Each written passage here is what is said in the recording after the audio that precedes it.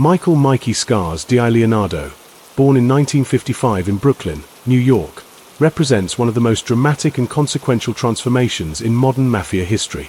Raised in the close-knit world of Bensonhurst, he rose from street-level associate to a powerful captain in the Gambino crime family. Once trusted with business operations, political connections, and top-level strategy, DiLeonardo became one of the organization's most influential members during the Gotti era. But his story was also one of loyalty stretched to breaking. As the Gambino family descended into internal conflict and federal pressure mounted, DiLeonardo faced a choice that would change the course of mafia history. Arrested in the early 2000s and charged with racketeering and extortion, DiLeonardo found himself fighting not only the government, but the organization he had devoted his life to.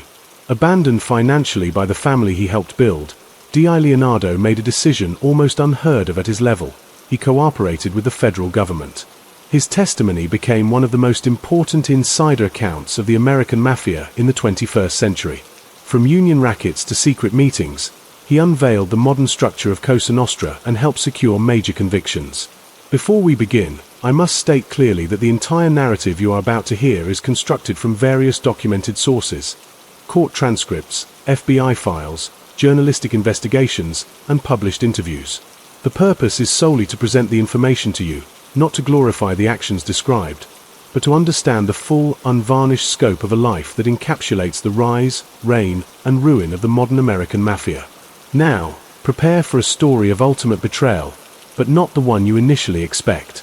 This is not just another mob tale. This is the definitive, insider account of how the Gambino crime family truly operated at its peak, and how one of its most trusted captains became the architect of its most devastating collapse. If you want to understand the real, unfiltered truth about Cosa Nostra in the 21st century, listen closely. This is the story of Michael "Mikey Scars" DiLeonardo. The story begins not with a scar, but with a boy born into a specific world, a world with its own invisible borders and unspoken laws. In 1955, in the borough of Brooklyn, New York, in the neighborhood of Bensonhurst, Michael DiLeonardo entered a universe where the social fabric was woven with threads of Italian heritage, working-class aspiration, and a quiet, pervasive understanding of alternative authority. The streets were classrooms, and the lessons were about respect, power, and the tangible benefits of belonging to a closed society. This was not the glamorous, distant mythology of Hollywood's mob. This was the granular, daily reality of a community where certain men commanded a deference that mayors and policemen could only dream of. They were the ones who solved problems outside the sluggish mechanics of official institutions, who provided loans when banks turned their backs, who ensured a stolen car was returned or a business dispute was settled with a quiet word rather than a lengthy court battle. For a young Michael, observing this ecosystem, the men of honor weren't villains. They were pillars, successful entrepreneurs of the neighborhood, dressed sharply, driving imposing cars, and treated with a fear that was indistinguishable from respect. His own father, while not a made man, operated within the periphery of this world, running a legitimate luncheonette that nonetheless served as a quiet meeting point, a place where conversations hushed when certain figures entered. It was here that Michael absorbed the catechism of the streets: loyalty above all, silence as a virtue, and the supreme importance of one's word. The American dream, as advertised on television, felt abstract and distant. The Cosa Nostra dream, however, was visible on every corner, in the flash of a gold watch, the cut of a suit, the effortless way a crowd parted for a known figure. School held little allure compared to this education in real power. The classroom's history lessons couldn't compete with the living history conducted on storefront stoops and in social clubs. His ambition wasn't forged in a desire for rebellion, but in a desire for integration into this powerful, self-sustaining tribe. He started as so many did, running errands, acting as a lookout, learning the geography of the neighborhood not just by its streets but by its vulnerabilities, which shops could be leaned on for protection, which union officials were amenable to influence, which gambling operations ran with a local captain's blessing. He was a quick study, possessing a sharp mind that valued order and structure, traits that would later both elevate and entrap him. He wasn't a reckless hothead. He understood that violence was a tool, not a pastime, to be used strategically and, when possible, avoided through intimidation. His rise was slow, deliberate, and built on a foundation of perceived reliability. He earned his now infamous nickname Mikey Scars not from a dramatic knife fight, but from a childhood bout with chickenpox that left permanent pockmarks on his face. a physical marker that, in this world of symbolic monikers, paradoxically made the otherwise cerebral man seem tougher, more weathered by life's battles. As he grew older, his responsibilities grew. He graduated from errands to collections, from lookout to enforcer, his calm demeanor making his threats all the more potent. He saw the mechanics of the rackets, the skimming from construction sites, the control over garbage hauling, the lucrative hijacking of truckloads of goods from the airports. He learned that the real money wasn't in street-level crime, but in the bureaucratic corruption that allowed it to flourish, the manipulation of unions like the Teamsters, the cozy relationships with certain political figures, the strategic placement of no-show jobs on city projects. This was the business model, and Michael DiLeonardo proved to be a capable, even innovative, junior executive. He cultivated a network of contacts, not just among fellow aspiring gangsters, but among businessmen, lawyers, and labor officials who operated in the grey spaces between legality and criminality. He understood that the power of the mob was decaying in the era of pure brute force. Its future, and his future within it, depended on its ability to insinuate itself into the legitimate economy, to become a silent partner in industries as diverse as sanitation, construction, and the garment trade. His mindset was that of a corporate climber, albeit in a corporation whose employee handbook included murder. By the late 1970s and early 1980s, Michael was a well-regarded associate, known for his cool head and business acumen. He was positioning himself, waiting for the moment to be formally proposed for membership, to get his button, to become a made man. That moment, however, was contingent on the larger tides within the Gambino family, which was itself on the brink of a seismic shift. The old, low-key leadership of Paul Castellano, who favored white-collar rackets and shunned the spotlight, was about to collide with the flamboyant, violent ambition of a man from Queens named John Gotti. Michael DiLeonardo, now a young man fully formed by the streets of Bensonhurst, would find his destiny irrevocably tied to this coming storm. A storm that would first carry him to heights of power he had only dreamed of, and then, decades later, plunge him into a darkness so profound it would force him to dismantle the very world that created him. The seismic shift within the Gambino family arrived with the brutal violence that always underpinned its transfers of power. On a cold December evening in 1985, outside Sparks Steakhouse in Midtown Manhattan, Paul Castellano, the sitting boss, and his underboss Thomas Bellotti were assassinated in a hail of gunfire. This wasn't a spontaneous act of rebellion. It was a meticulously planned coup d'etat orchestrated by John Gotti and his loyal faction, the most prominent of which was the ferocious underboss, Sammy the Bull Gravano. For Michael DiLeonardo, watching from the periphery, this event was more than a headline. It was a fundamental recalibration of the universe he inhabited. The old order, represented by Castellano's preference for discretion and infiltration of big business, was obliterated in the flash of muzzle fire. In its place rose Gotti, the dapper Don, a man who reveled in the spotlight, wore $2,000 Bryony suits, and seemed to court media adoration as much as he commanded criminal fear. The streets of Bensonhurst buzzed with a new energy, a mixture of anxiety and exhilaration. For ambitious soldiers and associates like DiLeonardo, the Gotti ascension presented a stark choice and a potential opportunity. The new regime valued flash, unwavering personal loyalty, and a confrontational stance against law enforcement that Castellano had deemed reckless. DiLeonardo, ever the pragmatist, assessed the landscape. His own captain, and primary sponsor in the life, was a respected man named Daniel Marino, who was aligned with the Gotti faction. This connection provided a critical conduit. DiLeonardo understood that to thrive, he would need to align himself not just with the new boss, but with the new ethos. It required a subtle shift in his own operations. While his core rackets, the union infiltrations, the gambling operations, the extortion schemes, remained, they now had to be conducted with an awareness of Gotti's high profile. The FBI and the press were no longer a nebulous background threat. They were a constant, focused presence, drawn by Gotti's brazenness. DiLeonardo adapted by tightening his inner circle, enforcing even stricter protocols of silence, and leveraging his businesslike demeanor as an asset. In the Gotti era, where many captains and soldiers were prone to grandstanding, a calm, efficient earner like Mikey Scars became increasingly valuable. He was a steady hand, a man who generated income without unnecessary drama, a quality Gotti appreciated even as he himself created cyclones of attention. DiLeonardo's formal induction into the Gambino family as a made man came under this new regime. a ceremony shrouded in the secret rituals of Cosa Nostra, the pricked finger, the burning saint card, the oath of omerta sworn on pain of death. This moment was the culmination of his childhood dreams, the final acceptance into the tribe. He was no longer an associate, he was a soldier, a brother, bound by blood oath to his new family. His rise accelerated. He was given control of lucrative territories and operations, particularly leveraging his growing expertise in labor racketeering.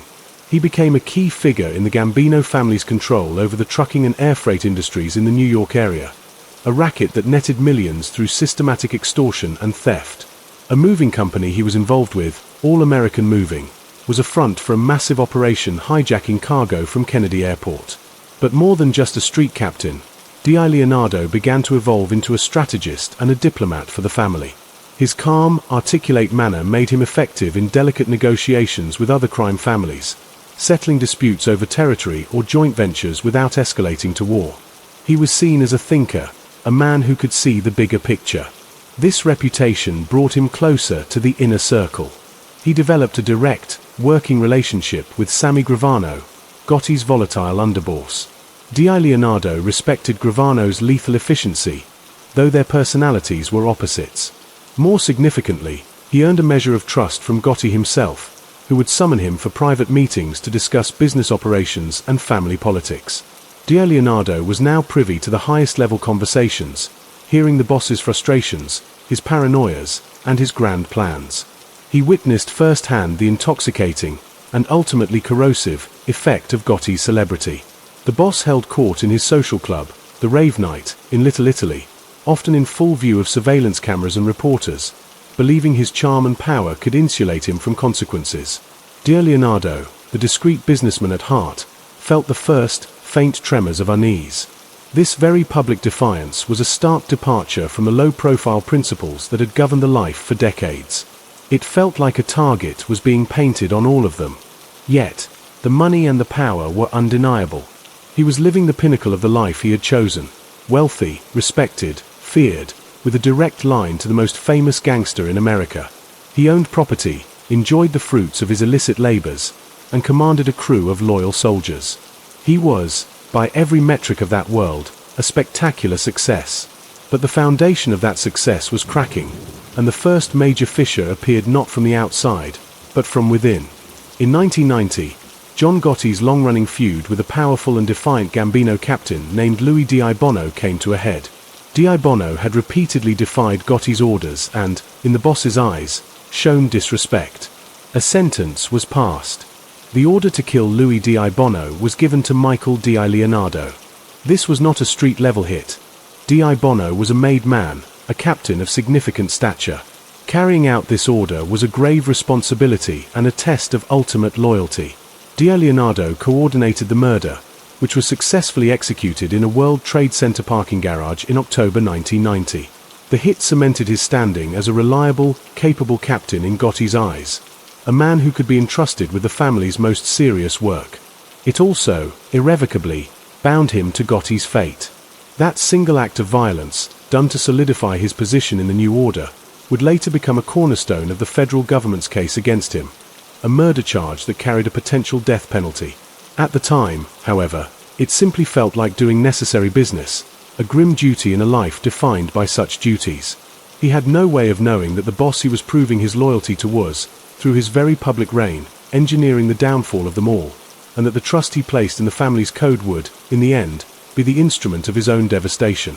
The golden age of Mikey Scars was, in reality, a gilded trap, and the door was slowly, silently swinging shut.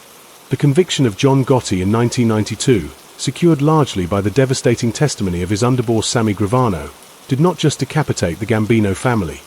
It sent a seismic shockwave through its entire structure, a shockwave that fundamentally altered Michael DiLeonardo's trajectory and began the slow, corrosive process of dismantling his faith in the life. Gotti's fall from grace, broadcast on every news channel, was a spectacle of betrayal that struck at the very heart of the code DiLeonardo had sworn to uphold. If the mighty John Gotti, the Teflon Don, could be brought low, and by his own closest confidant no less, then what was the true worth of loyalty? The family, now under the quieter but beleaguered leadership of Gotti's brother Peter and later others, entered a period of survivalism, paranoia, and fractured authority. For DiLeonardo, this era was a complex dance of consolidation and escalating risk. With the charismatic center gone, power blocks within the family became more pronounced. DiLeonardo, now a captain with a proven track record of earning and a reputation for strategic calm, saw his influence grow even as the family's overall power waned under relentless federal pressure. He was no longer just an operator, he was a pillar of a crumbling institution. He expanded his gambling operations, moving sophisticated sports betting rings into new territories. His expertise in labor racketeering became more critical than ever as the family sought to squeeze every dollar from its entrenched positions in unions and industries. He was a key player in the Gambino's ongoing control of the garbage hauling industry on Staten Island, a racket that bled businesses dry through inflated, mob-controlled pricing. He also deepened his involvement in the construction industry, where the family's influence could guarantee labor peace or, conversely, unleash debilitating strikes, all for a price. This period showcased DiLeonardo at the height of his operational prowess, a master administrator of crime. Yet, the environment was now poisoned by uncertainty. The trust that had once been the glue of Cosa Nostra was replaced by a pervasive suspicion. Who would be the next Gravano? Who was wearing a wire? Conversations became halting, elliptical. The once fluid movement of money became strained as everyone hoarded resources, anticipating legal battles. DiLeonardo himself was now squarely on law enforcement's radar. No longer a secondary figure, he was an identified captain, a target. The FBI's surveillance intensified. He lived with the constant, low-grade hum of vigilance, the need to scan parking lots, to assume every new car on his street was an agent's, to speak in codes even with close associates. This psychological weight was the hidden tax of his position. Meanwhile, the internal dynamics of the family grew more treacherous. The Gotti era's legacy was one of debt and legal vulnerability. Millions were being funneled into defense attorneys' fees for various family members, a financial drain that caused resentment. DiLeonardo, as a major earner, was expected to contribute significantly to these defense funds. He did so, but the sense of shared purpose was fading. He began to witness and experience the petty jealousies and power grabs that flourish in a leadership vacuum. Other captains, some less capable but more politically connected within the fractured hierarchy, would challenge his decisions or encroach on his operations. He had to navigate these internal rivalries with a combination of firmness and diplomacy, knowing that any conflict could draw unwanted federal attention or escalate into violence. It was a draining, thankless aspect of his role that stood in stark contrast to the clear-cut power structure of the early Gotti years. Furthermore, the nature of the threat was evolving. The federal government, emboldened by the Gotti conviction and the success of the RICO statutes, was no longer just targeting individual bosses. It was aiming to dismantle entire criminal enterprises by linking decades of criminal acts under the umbrella of a continuing conspiracy. DiLeonardo, with his long history and deep involvement in multiple rackets from gambling to murder, was a perfect candidate for a RICO indictment. He could feel the net tightening, not through a single piece of evidence, but through the gradual, inescapable accumulation of his entire life's work into a prosecutorial narrative. He watched as other contemporaries were indicted, tried, and sentenced to terms measured in decades, not years. The reality of spending the rest of his life in a supermax prison, a concrete tomb, became a tangible possibility, a dark cloud on every ostensibly good day. The family's promise of protection felt increasingly hollow. The financial support for legal defenses was inconsistent and politicized. The old vow that the family would take care of a soldier's loved ones if he went to prison seemed like a fairy tale from a bygone era.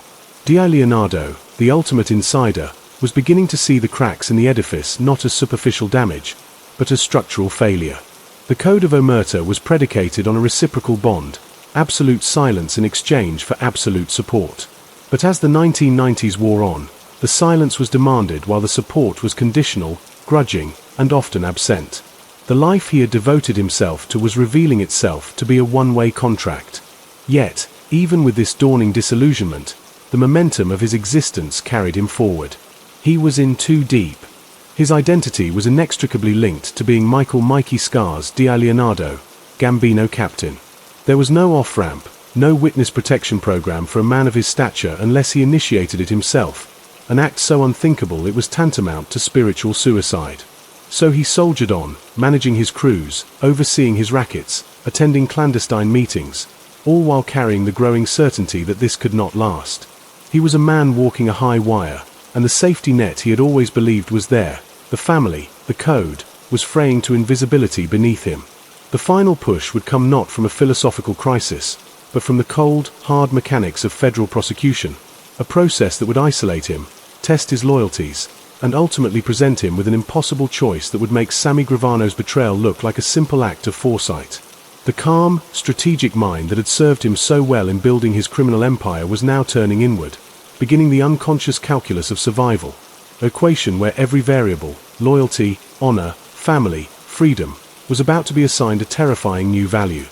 The inevitable collision with the federal government arrived not with a dramatic, midnight raid, but through the cold, meticulous machinery of a long-term RICO investigation. 4 years, investigators had been compiling evidence, wiretap transcripts, financial records, the testimony of lower-level cooperators, weaving a vast tapestry of criminality that had Michael DiLeonardo's name threaded through its central panels. The hammer fell in the early 2000s. Arrested and charged under the Racketeer-Influenced and Corrupt Organizations Act, DiLeonardo faced a staggering indictment that detailed a career's worth of alleged crimes. The murder of Louis DiBono, multiple counts of conspiracy to commit murder, extortion, illegal gambling, labor racketeering, and loan sharking. The potential sentences, if convicted on all counts, stacked into multiple life terms, a mathematical certainty of dying in prison. This was the moment the life had prepared him for, the ultimate test of his oath. The initial stance was defiance. He was a Gambino captain. He would stand tall, rely on the family's support, trust in his lawyers, and fight the case. The code demanded it. But almost immediately, the foundational promises of that code began to crumble under the immense financial and logistical weight of a modern federal prosecution. His legal defense was going to be astronomically expensive, requiring teams of attorneys, paralegals, forensic accountants, and private investigators to comb through mountains of discovery. The assumption, deeply ingrained from his decades of service, was that the Gambino family would fund this war. He had poured millions into the family's coffers over his lifetime. Now, in his hour of need, that treasury would be opened for him. It was not. The response from the family's leadership, now a shadowy and cautious group more concerned with self-preservation than brotherhood, was at best ambiguous, at worst deliberately neglectful. Funds were drip-fed, insufficient, and came with unspoken resentment. The message was clear. He was becoming a liability, a financial sinkhole. The reciprocal bond of omerta was being exposed as a cruel fiction. He was expected to remain silent, to potentially die in prison for the organization, while that organization abandoned him on the battlefield. This financial abandonment was the first, and perhaps deepest, cut of betrayal. It was pragmatic, cold, and it laid bare the transactional reality beneath the romantic mythology of the Mafia family. Simultaneously, the prosecutorial strategy became apparent. The government was not just targeting him, they were targeting the entire remaining structure of the Gambino family, and they were willing to use every tool. They had witnesses, including potential cooperators from his own orbit, who could speak to his direct involvement in murders and rackets. The evidence from wiretaps was devastating, capturing his own voice in coded but incriminating conversations about collections, disputes, and criminal planning. The RICO statute allowed prosecutors to present this decade-spanning pattern as a single, continuous criminal enterprise, making his entire life's work admissible in court. The weight of it was overwhelming. In his cell, the strategic mind that had plotted business expansions and diplomatic resolutions now turned to his own dire calculus. The odds of an acquittal were vanishingly small. A trial would be a spectacular, public demolition of his life, ending with a sentence that would see him entombed in a place like ADX Florence. He would leave his own family, his wife, his children, destitute, burdened by legal debt and the infamy of his name, with no support from the criminal family he was sacrificing himself for. This personal family, the one bound by blood and love, not ceremony, became the central, agonizing focus of his dilemma. The Gambino family had broken its covenant with him. Why should he uphold his to them? The philosophical underpinnings of his world were collapsing. Loyalty had to be a two-way street, or it was merely exploitation. Honor among thieves was a concept that required honor from all parties. He was facing the abyss alone, and the organization that was supposed to be his brotherhood was quietly stepping back, already writing him off as a casualty of a lost war. The pressure was not just legal, it was existential. He began to have secret, preliminary discussions with his attorneys about the unthinkable: cooperation. The very word was a toxin in his bloodstream. To become a pentito, a cooperator, was to commit the ultimate sin in the cosmology he had lived by. It meant being labeled a rat, the most contemptible creature in the underworld. It meant his name would be cursed, his image burned, his legacy erased from the honorable annals of Cosa Nostra and placed instead in the chapter reserved for traitors. It would mean a life in hiding, forever looking over his shoulder, a different kind of prison. But it also meant a potential path to seeing the outside world again, to providing for and protecting his real family. The government's offer was stark: full, truthful testimony about the entire Gambino operation, from street-level crimes to the innermost councils of power, in exchange for a reduced sentence and entry into the witness security program. He would have to dismantle, piece by piece, the world he helped build. He would have to look into the eyes of men he had broken bread with, men he had called friends and brothers, and recount their crimes in a courtroom. The internal conflict was a torment. Every memory of his rise, the induction ceremony, the respect, the power, clashed with the fresh wounds of abandonment and the cold fear of a life behind bars. He thought of Sammy Gravano, once reviled, now a symbol of a possible, if damned, survival. The decision did not come in a single moment of clarity, but as a slow, torturous realization that the code he was prepared to die for no longer existed. The organization had become a hollow shell, protecting only those at the very top while sacrificing its soldiers. His loyalty had been misplaced in an ideal, not in the flawed, selfish institution it had become. After agonizing months, facing a trial date that loomed like a death sentence, Michael DiLeonardo made the decision that would reverberate through the remnants of organized crime in America. He would break the oath. He would cooperate. In doing so, he was not just saving himself. He was performing the final, conclusive autopsy on the Mafia as he knew it, agreeing to testify not merely about crimes, but about the very soul of Cosa Nostra, revealing its rituals, its finances, its hypocrisies, and its fatal weaknesses to the one audience it could never withstand: a jury of citizens and the full, permanent record of the federal court. The calm narrator of his own life story was about to become the most devastating historian the Gambino family had ever known. The decision to cooperate was not a door swinging open into freedom, but a passage into a different, more profound kind of isolation, a psychological purgatory where Michael DiLeonardo had to systematically dismantle his own identity brick by brick. The initial debriefings with the FBI and federal prosecutors were exhaustive, agonizing sessions that stretched for days, then weeks, then months. He was not merely providing evidence for specific cases. He was undertaking a comprehensive archaeological dig into the entire history and operational structure of the Gambino crime family from the 1970s through the early 2000s. He sat in sterile, secure rooms, surrounded by agents and attorneys armed with notepads and tape recorders, and he began to talk. He started from the beginning, describing the social ecosystem of Bensonhurst that bred him, the subtle recruitment process, the slow ascent from errand boy to associate. But soon, the questioning drilled down into the granular details that constituted the true damage.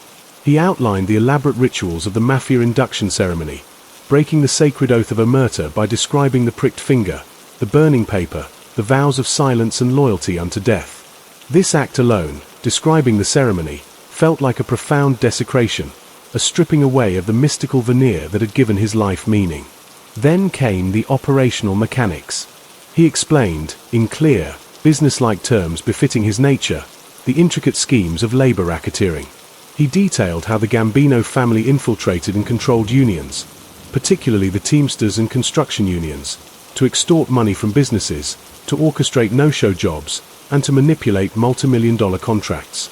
He mapped out the gambling empires, the sophisticated sports betting rings that spanned states, the backroom card games that generated rivers of cash. He delineated the hierarchies, naming captains, soldiers, and associates, drawing organizational charts with his words that replaced myth with bureaucracy. He recounted the diplomatic missions he undertook, the sit-downs with leaders of other crime families to resolve territorial disputes over garbage hauling routes or airport cargo theft territories. Each name he uttered, each scheme he explained, was a betrayal, a surgical incision into the body of the organization. The most devastating testimony, however, and the most psychologically burdensome, pertained to violence. He had to recount the murder of Louis DiBono in precise, clinical detail, the planning, the personnel involved, the execution in the World Trade Center garage, the aftermath. He had to speak of other murders, other acts of brutality that he knew of, that he had ordered, or that had been authorized by the administration. To articulate these events in a calm, narrative voice to federal agents was to relive them in a horrifying new context, divorced from the wartime logic of the life and laid bare as the cold, criminal homicides they were. The process demanded an almost inhuman detachment. He was transforming the lived experience of a lifetime, the loyalty, the fear, the camaraderie, the power, into a series of evidentiary facts for future courtroom testimony. He was reducing a kingdom built on blood and oath to a discovery file. The weight of this transformation was crushing.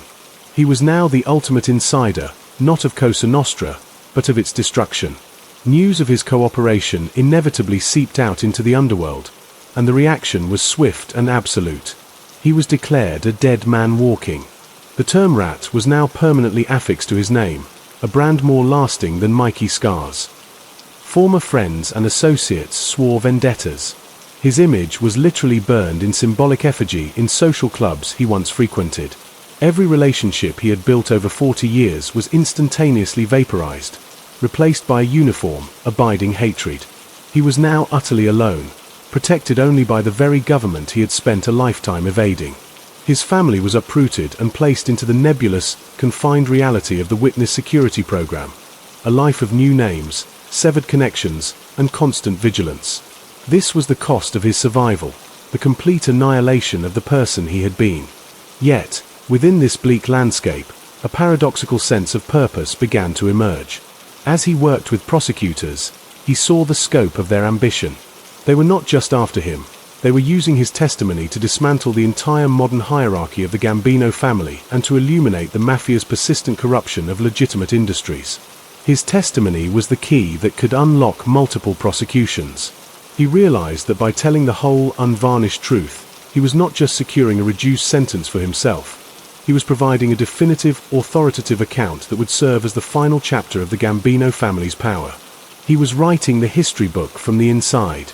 This intellectual understanding, however, did little to soothe the nightly reckoning with his choices. He was haunted by the faces of men he had sat with, celebrated with, and conspired with. He wrestled with the guilt of betrayal even as he reaffirmed the rational reasons for it.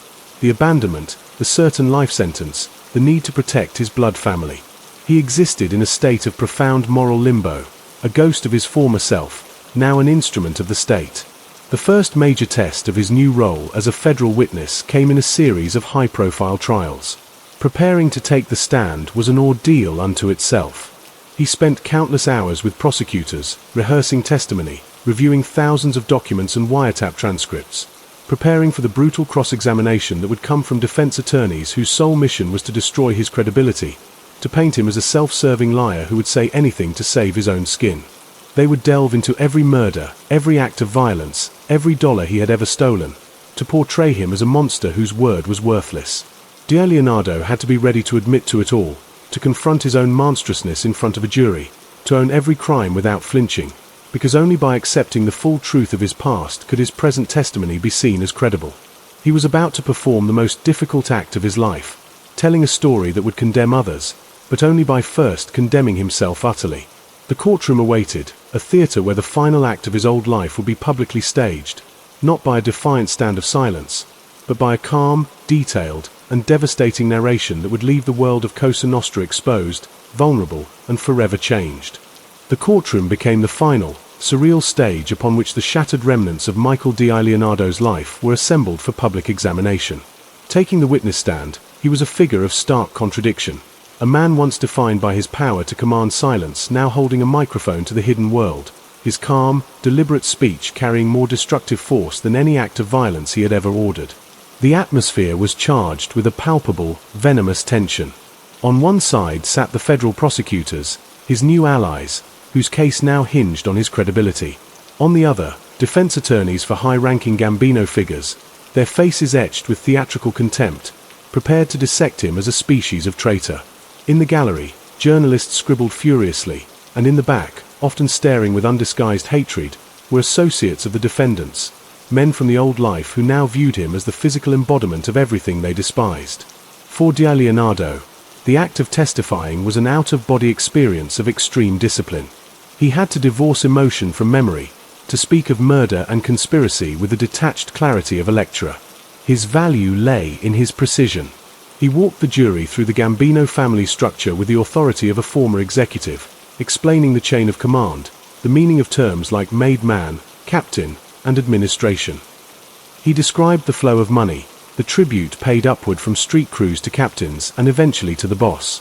He detailed specific criminal schemes, like the systematic extortion of the pornography industry in the 1990s, where the family demanded a cut of profits from distributors under threat of violence, or the manipulation of a union local at Kennedy Airport that allowed them to pilfer cargo with impunity. Each story was a brick in the wall of the prosecution's RICO case, but the most gripping and grueling testimony centered on violence. He was forced to recount, under direct examination, the murder of Louis DiBono. He described the order from John Gotti, relayed through Sammy Gravano, the surveillance conducted on DiBono's habits, the selection of the hit team, and the final execution in the parking garage. His voice remained steady, his descriptions factual, avoiding melodrama. This clinical tone was, in its own way, more chilling than any emotional outburst could have been. It painted a picture of homicide as corporate policy, a sanctioned personnel action in a criminal enterprise. The defense's cross-examination was, as anticipated, a sustained assault on his character and motives. They aimed to obliterate his credibility by forcing him to confess to every depravity, to make the jury see not a repentant witness, but a manipulative killer. They dragged him through the mud of his own life, every extortion, every threat, every dollar stolen from a struggling businessman. "You're a murderer, aren't you, Mr. DiLeonardo? You lied for a living for decades, correct? You're only here today because you got caught and you want to save yourself, isn't that true?" To each accusation, he had to agree. Yes, yes, yes. It was a brutal form of psychological jiu-jitsu. By making him own his crimes so completely, the defense hoped the jury would dismiss everything he said. But the prosecution had prepared him for this. His agreement was his strength. By admitting he was a liar, a thief, and a killer, he paradoxically became more credible on the specific details of the testimony that mattered. The who, what, when, and where of the charges against the defendants. The jury could hate him, could despise him, but they might still believe him. The spectacle was unprecedented in its scope. He wasn't just testifying in one trial. His cooperation became the cornerstone of multiple prosecutions, leading to the convictions of numerous high-ranking mob figures, including acting bosses like Arnold Zeke Squitieri and others who had risen in the post-Gotti vacuum. With each guilty verdict, the impact of his decision was magnified. He was not merely providing evidence, he was dismantling an institution from the witness box. His testimony also provided a historical service, demystifying the mafia for a new generation. He explained how the romanticized honor was a facade for greed and brutality, how the family's supposed care for its members vanished when legal bills mounted, how the code of silence was enforced through fear, not virtue. He gave federal investigators and the public a modern blueprint of how Cosa Nostra had evolved, how it had embedded itself in Wall Street, in construction, in waste management, and in unions. For historians and law enforcement, it was a goldmine of contemporary insight, closing the loop on an era that began with Joe Valachi's testimony in the 1960s and now found its 21st century bookend with Michael DiLeonardo. Yet, for the man himself, each day on the stand was a psychic crucifixion. The calm exterior masked a torrent of conflict. He was achieving a strange, judicial form of justice, holding his former brothers accountable for the very system they all built. But he was doing so by committing the ultimate sin in their eyes. He was trading one life sentence, in a concrete cell, for another, a life sentence of infamy, of looking over his shoulder, of existing in a purgatory between two worlds, fully accepted by neither. After the trials, after the convictions were secured and he had fulfilled his agreement, he was sentenced. The reduction was substantial, a term of years instead of life, but it was still a prison sentence. He would have to serve time, a final, ironic punctuation to his cooperation. He entered the Bureau of Prisons not as a respected mob captain, but as a notorious cooperator, a marked man in an environment where the code he betrayed still held sway among certain inmates. His protection was now the responsibility of the government that had imprisoned him, requiring him to serve his time in restrictive, isolating conditions, often in solitary confinement for his own safety. This was the bleak reality of his bargain. Even after telling all, he was not free. He was in a different kind of cage, surrounded by the ghosts of his past and the cold certainty that the world he left behind had issued an open-ended contract on his life, a contract that some would always be eager to fulfill. The strategic mind that had once navigated the streets of Bensonhurst and the boardrooms of crime now had to navigate the endless, lonely hours of a protected prison unit, contemplating the vast, irreversible distance between the man he had been and the man he had become. A man who had traded a crown of criminal authority for the stained, fragile mantle of a truth-teller. Living proof that the most shocking thing about the Mafia was not its violence, but its heartbreaking, hypocrisy-laden fragility when confronted with the uncompromising self-interest it had always secretly revered. The years spent serving his reduced sentence within the labyrinthine and perilous confines of the federal prison system constituted a profound and harrowing epilogue to Michael DiLeonardo's public testimony, a daily immersion in the consequences of his choice that was far more intimate and threatening than any cross-examination. He was not entering general population as Mikey Scars DiLeonardo, respected Gambino captain. He was entering as inmate number, a government witness, a rat in a world where that label carried an automatic death sentence whispered in every corridor and exercise yard. His protection necessitated a form of incarceration within incarceration. For his own safety, he was often housed in special housing units, or SHU, solitary confinement, a stark, concrete cell where the only company was the relentless echo of his own thoughts and the ghosts of the men he had helped imprison. The isolation was a psychological vice. The calm, analytical demeanor that had served him so well in court now had to confront the void of 23-hour-day lockdown. There were no business deals to strategize, no crews to manage, no delicate negotiations to conduct. There was only the unadorned past, replaying in an endless loop. He relived the induction ceremony, the feel of the pinprick on his finger, the solemn oath he had just finished dismantling on a national stage. He relived the murder of DiBono, the cold mechanics of it now stripped of all context, appearing in the silence of his cell as a raw, morally indefensible act. He heard the voices of the defense attorneys hissing murderer and liar, and in the absolute quiet, he had no courtroom protocol to deflect them. He had to simply absorb the accusations and wrestle with their truth. This was the true penance, far beyond any sentence imposed by a judge. It was a forced, uninterrupted contemplation of a life lived in contradiction. He had to reconcile the young boy from Bensonhurst who sought respect and belonging with the old man in a prison cell who had become the ultimate symbol of betrayal to that very same world. The physical danger was constant and existential. Even within the highly controlled environment of a SHU, the threat was omnipresent. Guards could be corrupted, messages could be passed, and the Mafia's reach, while weakened, was not extinct. An order for retaliation would be a badge of honor for any aspiring gangster with access to him. Every meal tray passed through the slot, every escort to the shower, every moment outside his cell was fraught with a hypervigilance that was exhausting. He lived with the knowledge that his death would be celebrated in certain circles, seen as a restoration of order, a cleansing of a stain. This pervasive threat forged a strange, new identity, that of a ghost in the machine of justice, a man who had been erased from one world and was now a vulnerable artifact in another. Yet, within this bleak reality, the seeds of a different understanding began, painfully, to germinate. The solitude, for all its torment, provided a brutal clarity. Away from the performative toughness of the streets, the sycophancy of his crew, and the glittering illusion of Gotti's court, he could see the entire architecture of his life without its romantic furnishings. He saw it not as a noble, if flawed, tradition, but as a predatory economic system wrapped in a cult-like mythology. The honor was a control mechanism. The loyalty was a one-way street leading to prison or the grave. The family was a corporation that discarded its worn-out assets. This deconstruction was not an intellectual exercise. It was a survival mechanism.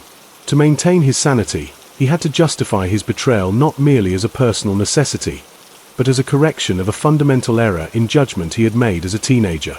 He had to believe that the code he broke was itself broken, a lie sold to young men in search of power. This mental shift was his only defense against the crushing guilt and the ever-present fear.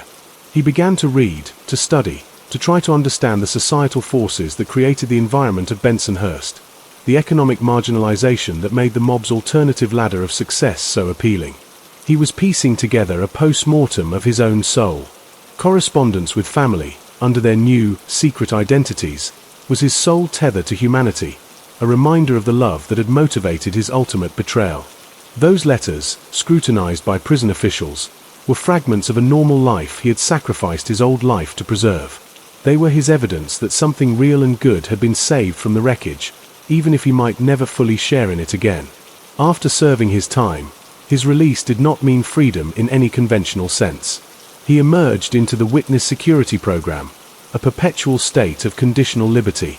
He was given a new name, a new history, a new location far from the stoops of Brooklyn. This rebirth was a bureaucratic fiction. He could not contact old friends, visit old neighborhoods, or even openly mourn the life he lost.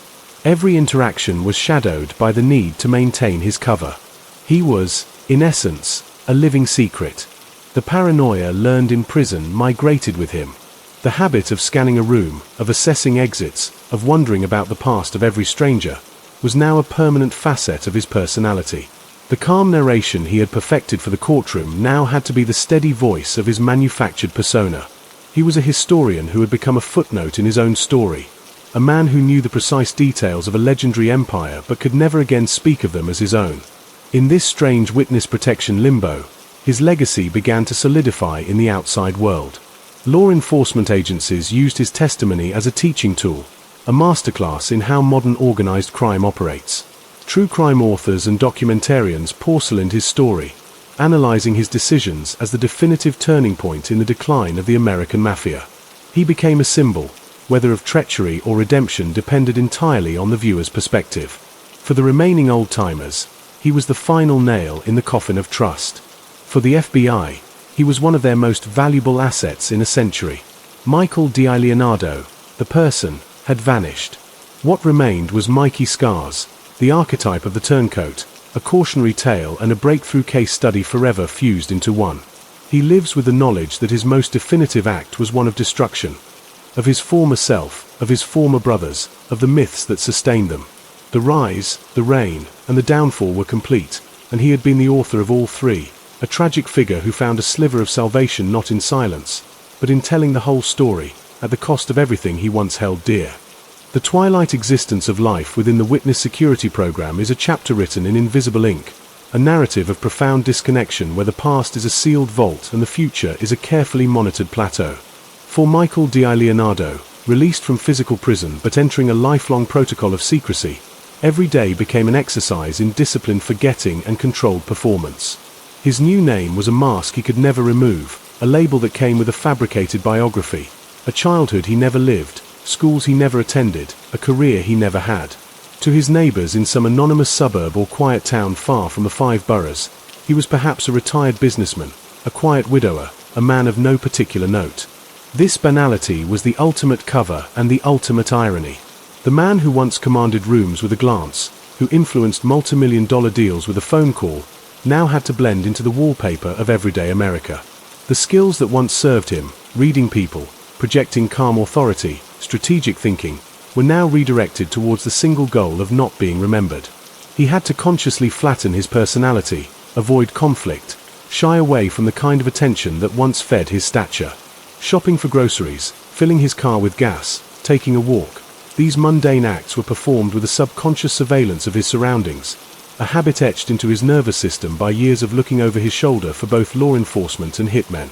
The paranoia was a low-grade fever, a constant companion.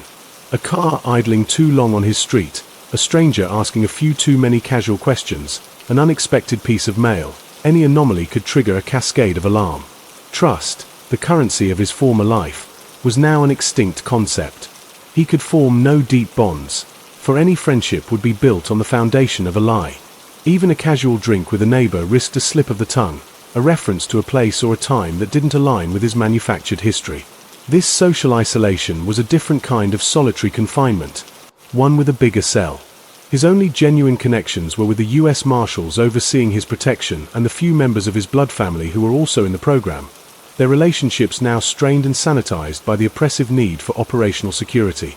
Conversations were cautious, devoid of the shared history that once defined them, as even private reminiscing about a holiday or a childhood pet could risk exposing a thread that might unravel their fragile new identities.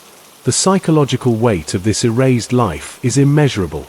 He could not visit the graves of his parents under their real names. He could not drive through Bensonhurst to see the old haunts, now changed beyond recognition but still pulsing with the ghost of his youth. He could not confirm the fates of old associates from the newspapers. To inquire would be to signal interest, to risk exposure. He was a ghost haunting his own biography, watching from a distance as his story was told and retold by others. In crime documentaries, in podcast series, in true crime paperbacks. Hearing his own voice from archived testimony, or seeing an artist's rendering of his face on a screen, was a deeply surreal experience. That person, Mikey Scars, was a character he had once played with absolute conviction, and now he was a critic forced to watch the performance on an endless loop, with no ability to edit the script. The legacy he left behind in the underworld was one of utter ruin. His testimony didn't just put men in prison.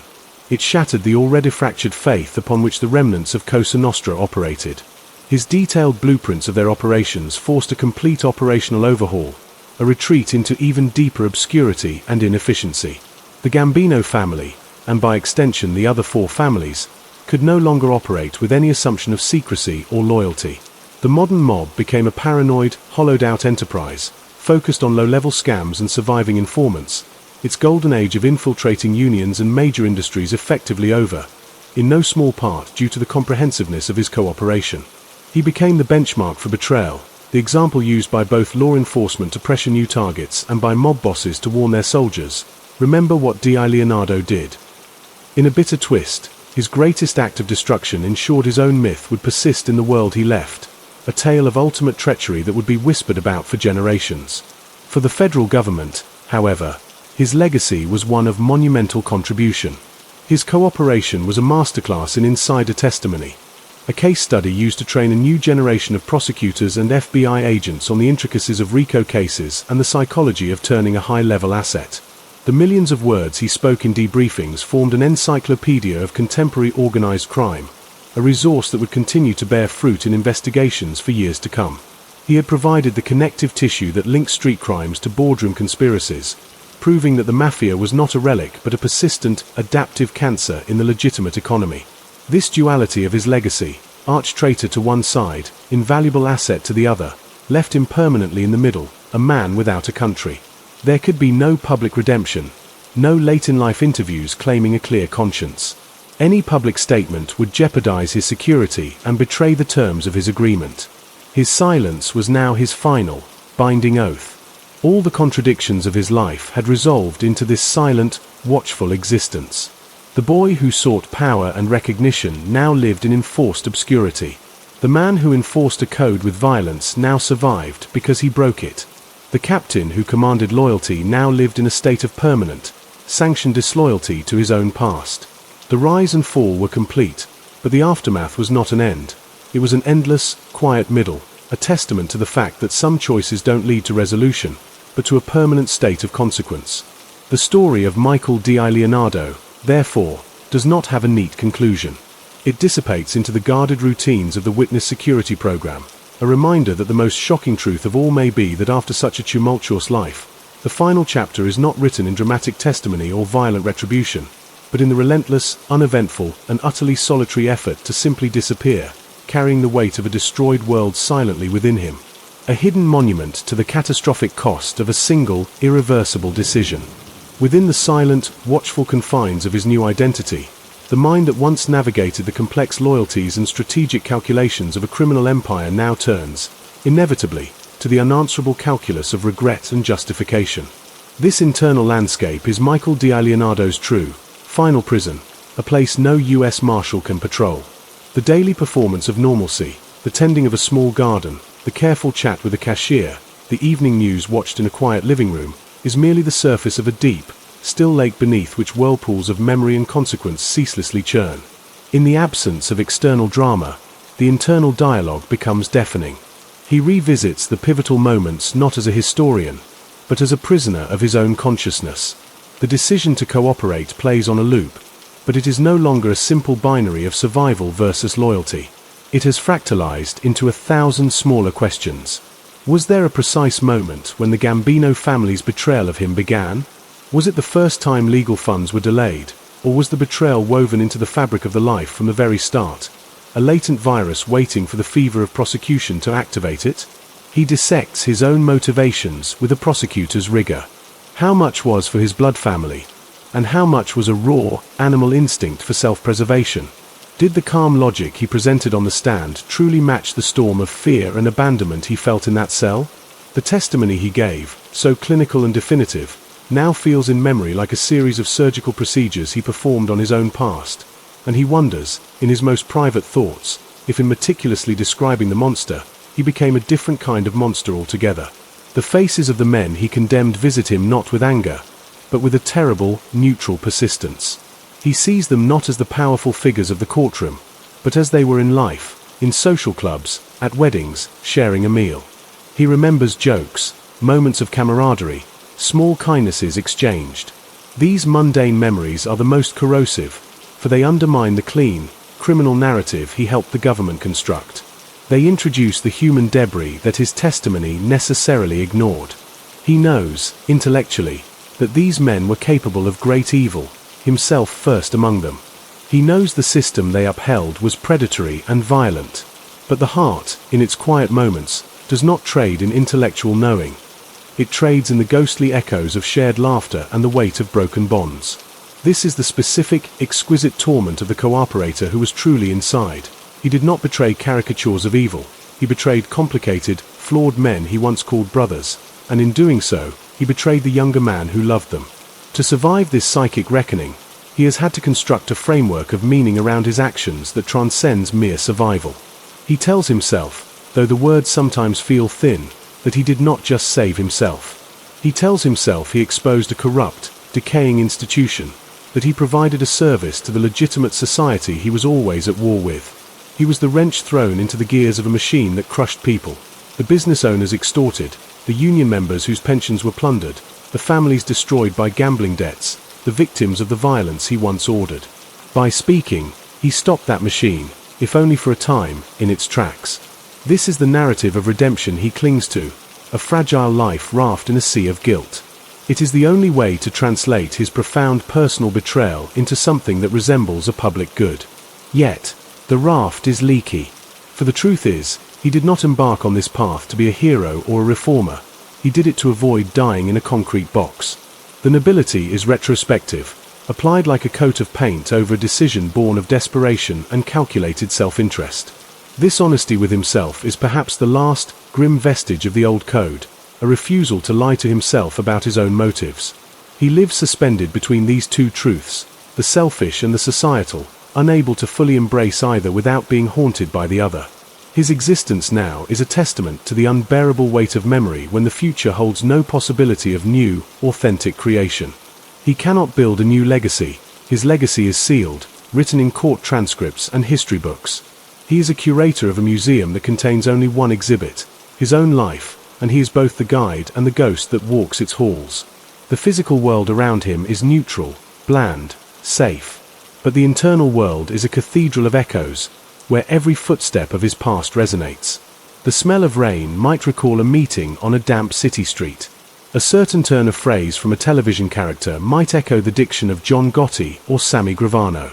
These involuntary memories are landmines in the field of his attempted peace. There is no therapy, no confession, no absolution available to him. He must be his own priest and his own penitent, in a religion where the only sacrament is silence.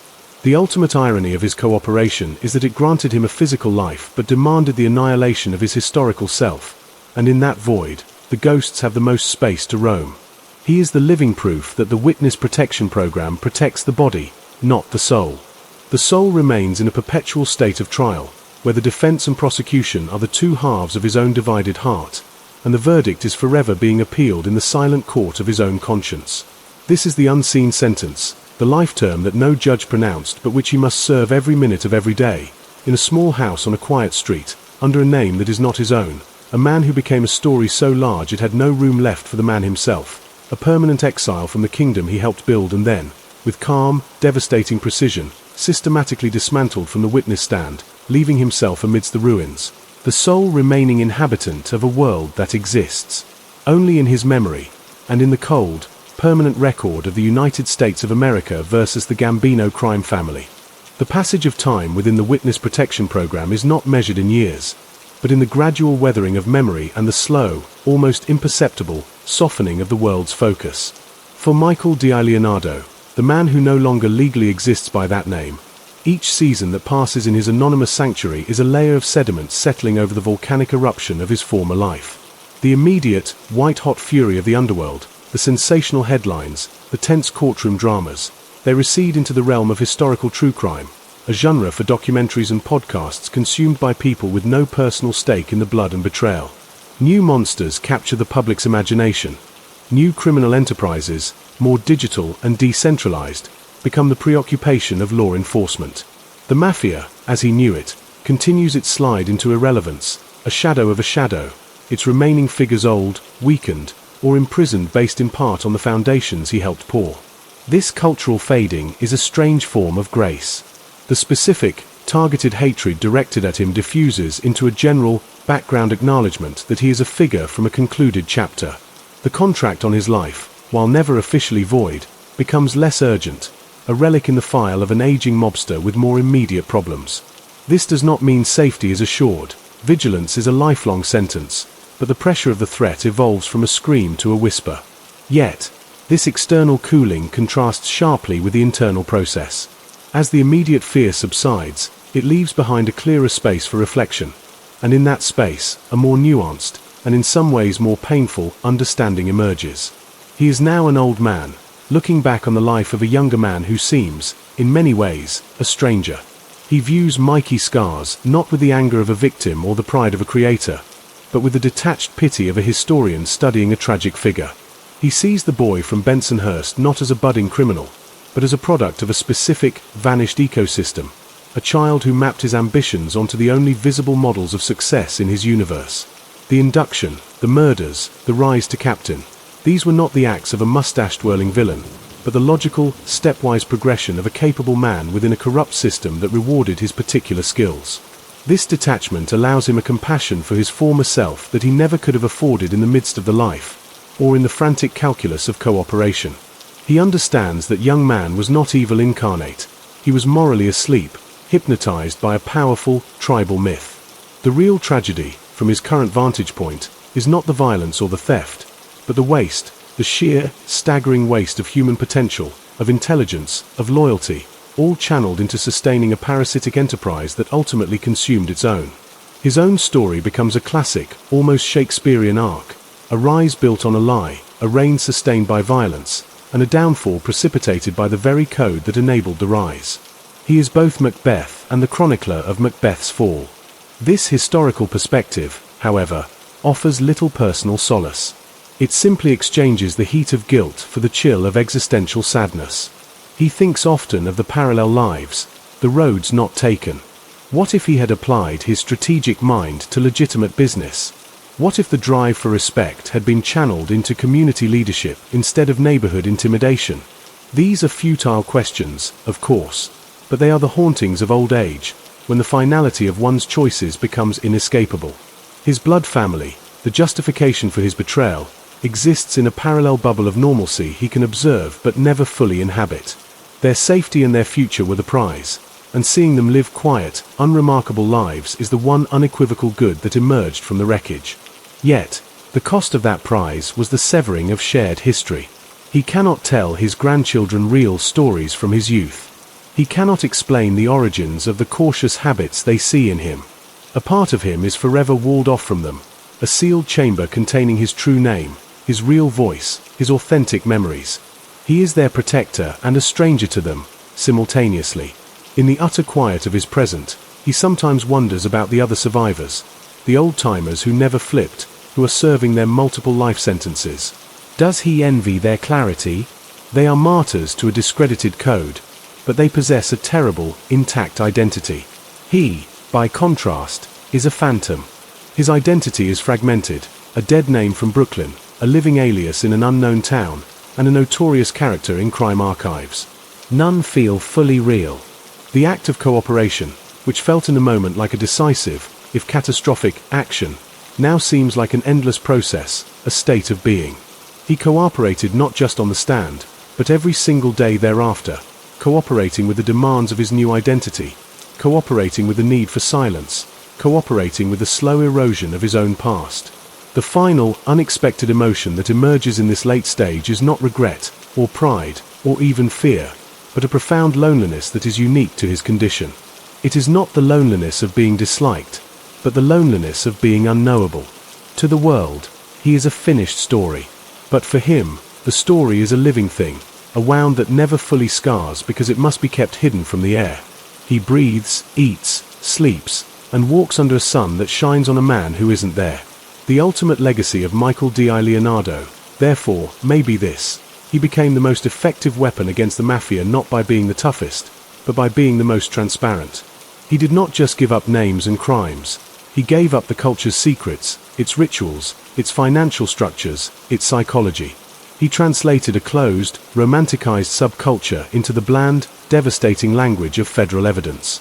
In doing so, he performed the final, necessary act of disenchantment. The mafia could survive law enforcement pressure. It could not survive a complete, credible, insider's translation of its own mythology into pathology. He didn't just testify against individuals. He testified against an idea, and the idea did not survive the testimony. And for this service, his payment is a kind of living erasure, a life spent in the negative space of the very history he authored. He is the ghost in the machine of justice, a permanent reminder that the price of dismantling a world is often the complete surrender of your place in any world at all, leaving you forever in the quiet, watchful, and unending aftermath, a narrator without an audience, a character whose final chapter is written in the silent, daily act of disappearance. The world outside his window continues its indifferent turn, seasons cycling with a regularity that mocks the chaos of his internal universe, and in this relentless forward march of ordinary life, Michael DiLeonardo confronts the most disquieting revelation of all, the possibility of a mundane, uneventful end. There is a narrative expectation for figures of such infamy, a dramatic, violent conclusion, a final showdown, a poetic justice meted out in a hail of bullets or a prison cell seizure. But the reality of the witness protection program, and the slow decay of the world he betrayed, conspires to deny him even that. His death, when it comes, is far more likely to be the result of a common illness, a failing heart, a quiet slip into nothingness in a generic hospital room under a name that holds no meaning to him. This anticlimax is, in its own way, a final and profound irony. The man who lived a life of high-stakes drama, who walked the razor's edge between absolute power and absolute ruin, who held the fates of others in his hands and later held the entire history of his subculture in his memory, may simply fade away, his passing noted, if at all, in a brief, obscure obituary for his alias, of interest to no one. This realization does not bring peace. It introduces a new layer of existential dissonance. The monumental struggle, the betrayals, the years of testimony, the crushing weight of guilt, all of it was to earn this. The right to die of old age in a bed that is not his own, surrounded by people who know a fiction. The stakes of his life were life and death, yet the conclusion is pointedly, insultingly ordinary.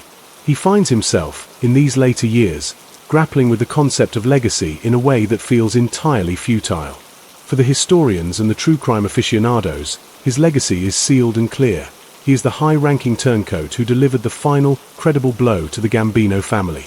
But for him, legacy is not a historical footnote. It is the sum total of the wreckage and salvation left in his wake. It is the children of his blood who live free, unknown, and unburdened by his sins. It is the men who rot in prison because of his words, and the families of those men who curse his name. It is the union officials and business owners who, unbeknownst to them, eventually operated free of his family's extortion.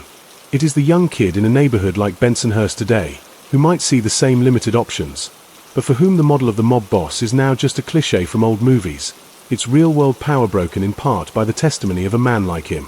His legacy is not one thing. It is 1,000 scattered fragments, some good, some evil, most a complex mixture of both, and he has no control over how they are assembled. He is the author of a story that is now public property, to be interpreted, judged, and used by others for their own purposes. This powerlessness over his own narrative is the final surrender. In the quiet monotony of his days, small moments trigger vast, silent epiphanies. Watching children play in a park, he is visited not by a simple, grandfatherly warmth, but by a crushing wave of memory for the childhood he both had and stole from others.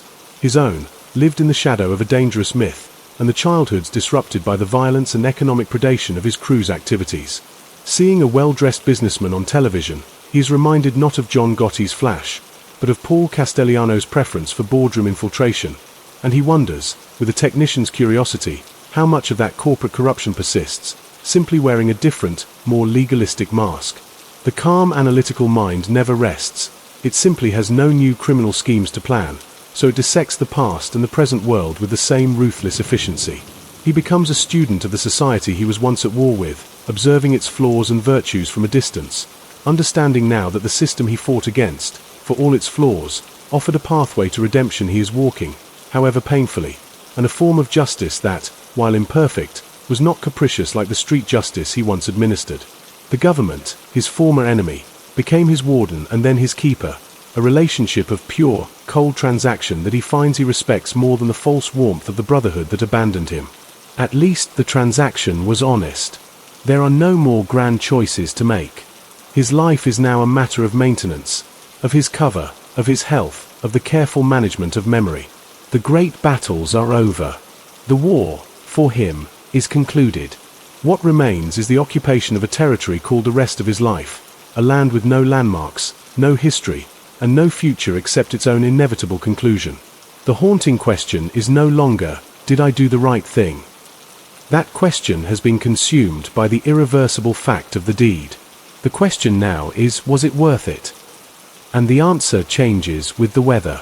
On days when he hears of a grandchild's achievement, filtered through the secure channels, the answer leans yes. On nights when the faces of the past crowd his insomnia, the answer is a resounding, shuddering no. Most days, there is no answer at all, just the silent acknowledgement that the scale on which such a transaction is measured is too vast, its weight's too profound, for any final judgment.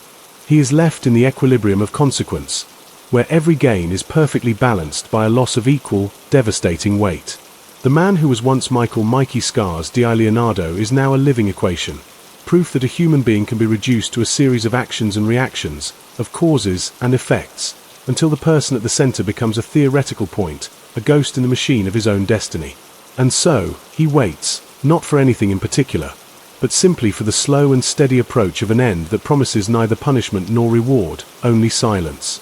In that approaching silence, perhaps, the two halves of his life, the captain and the cooperator, the loyalist and the betrayer, the builder and the destroyer, might finally achieve a peace that has eluded him in consciousness, emerging not into forgiveness, but into simple, oblivious nothingness, the only state where the contradictions can cease their endless war, and the last remaining witness can finally, and forever, stop telling the story. The profound and unsettling quiet of his present existence, a stark and perpetual contrast to the roaring chaos of his past, forces a final and unflinching audit not of his crimes, but of the very concept of identity that shaped them. Stripped of the title captain, the nickname Mikey Scars, the notoriety of the cooperator, and now even his legal name, the entity that remains is a consciousness adrift, tasked with the impossible chore of determining what, if anything, constitutes the essential self beneath the accumulated layers of performance and survival.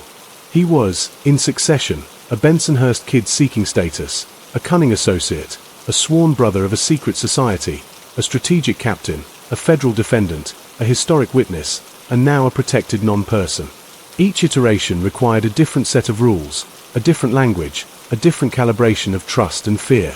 The man who sat in the Rave Night Social Club was a different actor than the man who later described it in a sterile debriefing room. And both are strangers to the old man carefully selecting oranges in a supermarket in an unnamed city. This fragmentation is his ultimate, psychological life sentence.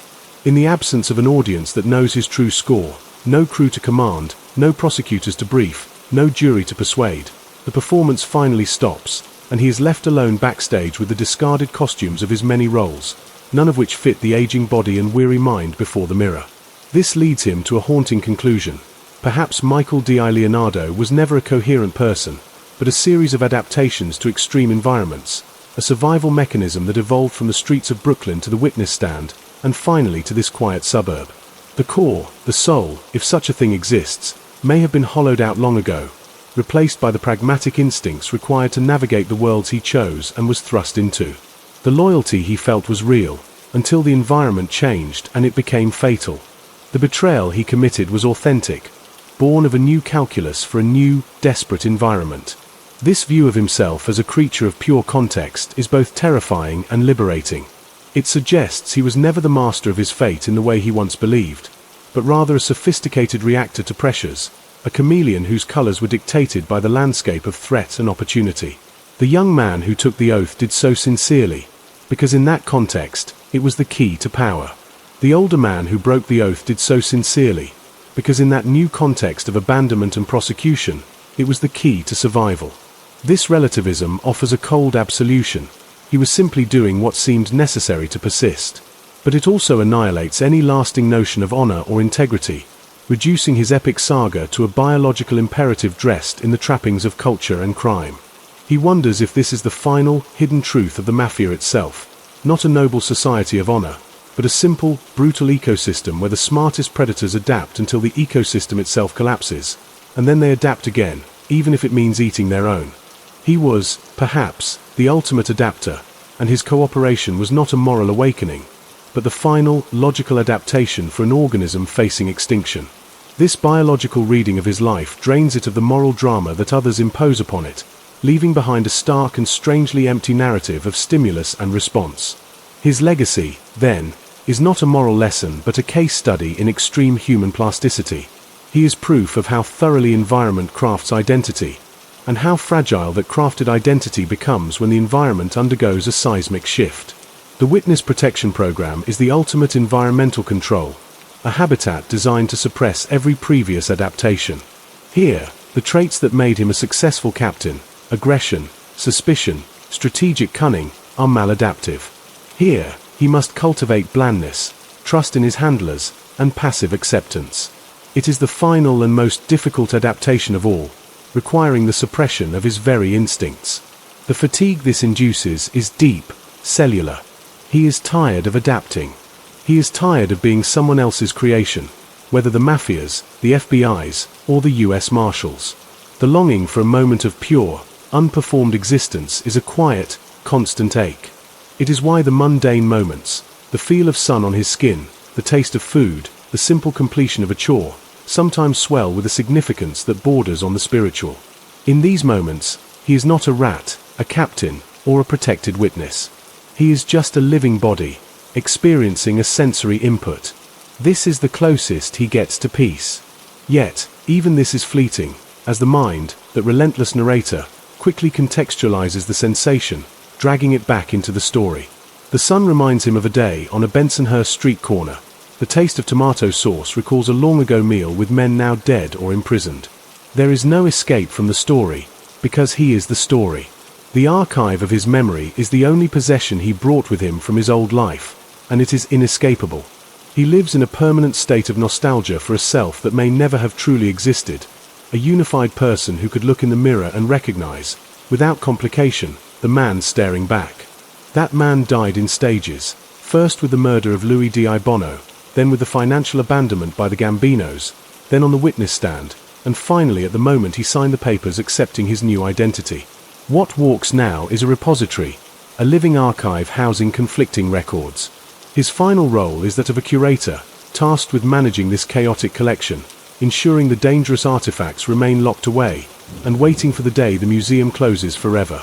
The world moves on, and his epic shrinks with each passing year, becoming a tale told less frequently, a detail in the broader history of organized crime's decline. He has outlived his own significance. A strange and lonely feat his continued breathing is no longer an act of defiance or a secret victory. It is simply a biological process, winding down. In this long, quiet denouement, the most shocking hook of his life, the high-ranking captain who shattered the code, feels remote, like something that happened to someone else. The call to action is long past. All actions have been taken, and all their consequences are now immutable facts. The disclaimer that opened his story, that it was assembled from various sources, now applies most personally to him. His own life feels like a narrative assembled from the sources of his environments. Brooklyn, the mob, the courtroom, the program. He is the composite, and the composer is gone. All that remains is to live out the final paragraph, not with a dramatic climax, but with the slow fading of the last, faint echo of a once deafening roar, until there is only silence, and the untold, private story of a man who became a weapon, and then a ghost, and then, perhaps, finally, just a man, too late, and entirely alone. In the profound isolation of his protected existence, memory ceases to be a linear record and becomes instead a kind of weather system, where periods of intense, clear recollection give way to long stretches of fog, and where the most unexpected triggers, a particular shade of twilight, the scent of gasoline on a wet pavement, the distant wail of a siren heard through a closed window, can summon storms of feeling that are as vivid and disorienting as they are uncontrollable. This unpredictable internal climate is the true geography of his old age. He has no landmarks in the physical world to anchor him, so his mind wanders the lost cities of his past. One day, he might be vividly recalling the precise, tense atmosphere of a sit-down in a Staten Island warehouse, the low hum of a refrigerator motor, the way the dust motes hung in a sliver of light from a high window, the specific weight of the silence before a deal was struck. The memory is not a story he tells himself. It is an immersion. He can feel the fabric of the suit he wore, taste the bitterness of the espresso served, hear the careful, coded language being exchanged. The next day, he may struggle to recall the name of a neighbor he spoke to just yesterday. This selectivity of memory feels like a final, cruel joke. The useless, dangerous details are etched in diamond clarity, while the benign present slips through his fingers like sand. He understands, in a clinical way, that this is the mind's own protective mechanism, a way of coping with the unspeakable dissonance between his past and present by keeping the past hyperreal and the present vague. But this understanding offers no comfort when he is suddenly, violently transported back to the moment he received the order for the DiBono hit. The cold finality in the messenger's eyes, the way his own stomach had tightened not with fear, but with a grim acceptance of duty. These are not thoughts, they are visceral relivings, and they leave him shaken, sitting in his quiet living room, his heart racing as if he were still that captain, still making those choices. The emotional residue of these episodes is a unique form of exhaustion. It is the fatigue of a man who has lived too many lives in one body. The quiet, cautious man watering his lawn must suddenly absorb the adrenaline of his former self, and the transition is a psychic whiplash. Over time, he learns to ride these waves with a sort of detached resignation, allowing the memory to flood through him without fighting it, knowing it will recede like a tide, leaving behind the familiar debris of regret and disquiet. He becomes a passive observer of his own haunted consciousness. This state of passive observation extends to his view of the outside world, which he consumes almost entirely through a screen. News of organized crime arrests, when they occasionally appear, are met with a complex tangle of emotions. There is a detached, professional interest in the methods, the new techniques of surveillance, the specific rackets mentioned. There is a faint, ironic pity for the men caught in the net, knowing the brutal calculus they will soon face. And there is a deeper, more unsettling feeling, the confirmation that the world he helped cripple still twitches, a mortally wounded beast, but that its current players are pale imitations, their exploits lacking the scale and the shocking bravado of the Gotti era. They are small-time criminals with a brand name, not empire builders. This realization brings no satisfaction, only a melancholy sense of time's passage. He outlived not just his enemies, but the very nature of the enemy itself. He is a relic of a war that has evolved into a sporadic police action. His testimony feels less like a live wire and more like a historical document, referenced in footnotes. This diminishing relevance is, paradoxically, a source of a strange, grey peace. The less his past matters to the present world, the smaller the target on his back, and the less psychic energy he must expend defending the decision that defined him. The monumental nature of his choice shrinks to the personal scale of one old man's survival. The grand historical narrative fades, and what remains is the simple animal fact that he is still here, breathing, while many others are not. This is a truth devoid of morality, a stark binary fact. In the deepest silence of the night, his thoughts sometimes drift to the unknowable future of his bloodline. His grandchildren, and their children after them, will inherit a name that is not theirs, a history they can never be told. The genetic thread of the DiLeonardos will continue, but the story attached to it will be severed. He has exchanged an infamous legacy for an anonymous one.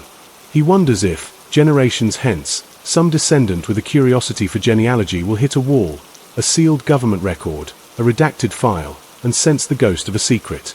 That will be his final, faint imprint on the world.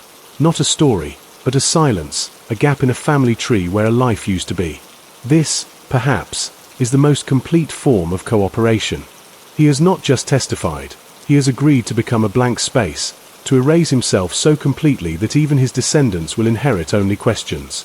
The act of self-erasure is his final and most total service to the government that protected him, and his final, absolute break from the man who once demanded his name be known and feared on every dock and construction site in New York. The circle is closed with a terrible symmetry. The boy who sought power through notoriety ends his life having achieved the ultimate power of invisibility, a sovereign of a kingdom of one, whose borders are the walls of his own mind and whose only subjects are the unquiet ghosts of his past. And in this kingdom, there are no more calls to action, no more strategic decisions, no more loyalties to weigh. There is only the slow, patient work of waiting for the memories to lose their electrical charge, for the storm systems of his psyche to finally blow themselves out, leaving behind a calm, flat, and featureless plain, where the last and quietest truth can settle. That he was, in the end, simply a man who made a series of choices under unbearable pressure, and that every life, no matter how epic its arc, eventually narrows to a single, silent point. A period at the end of a very long, very complicated, and ultimately very lonely sentence. The architecture of a life, once built upon the grandiose and perilous pillars of loyalty, violence, and immense profit, now finds its final form in the meticulous curation of a small, quiet present, a daily practice so ordinary it would have been incomprehensible to the man he once was.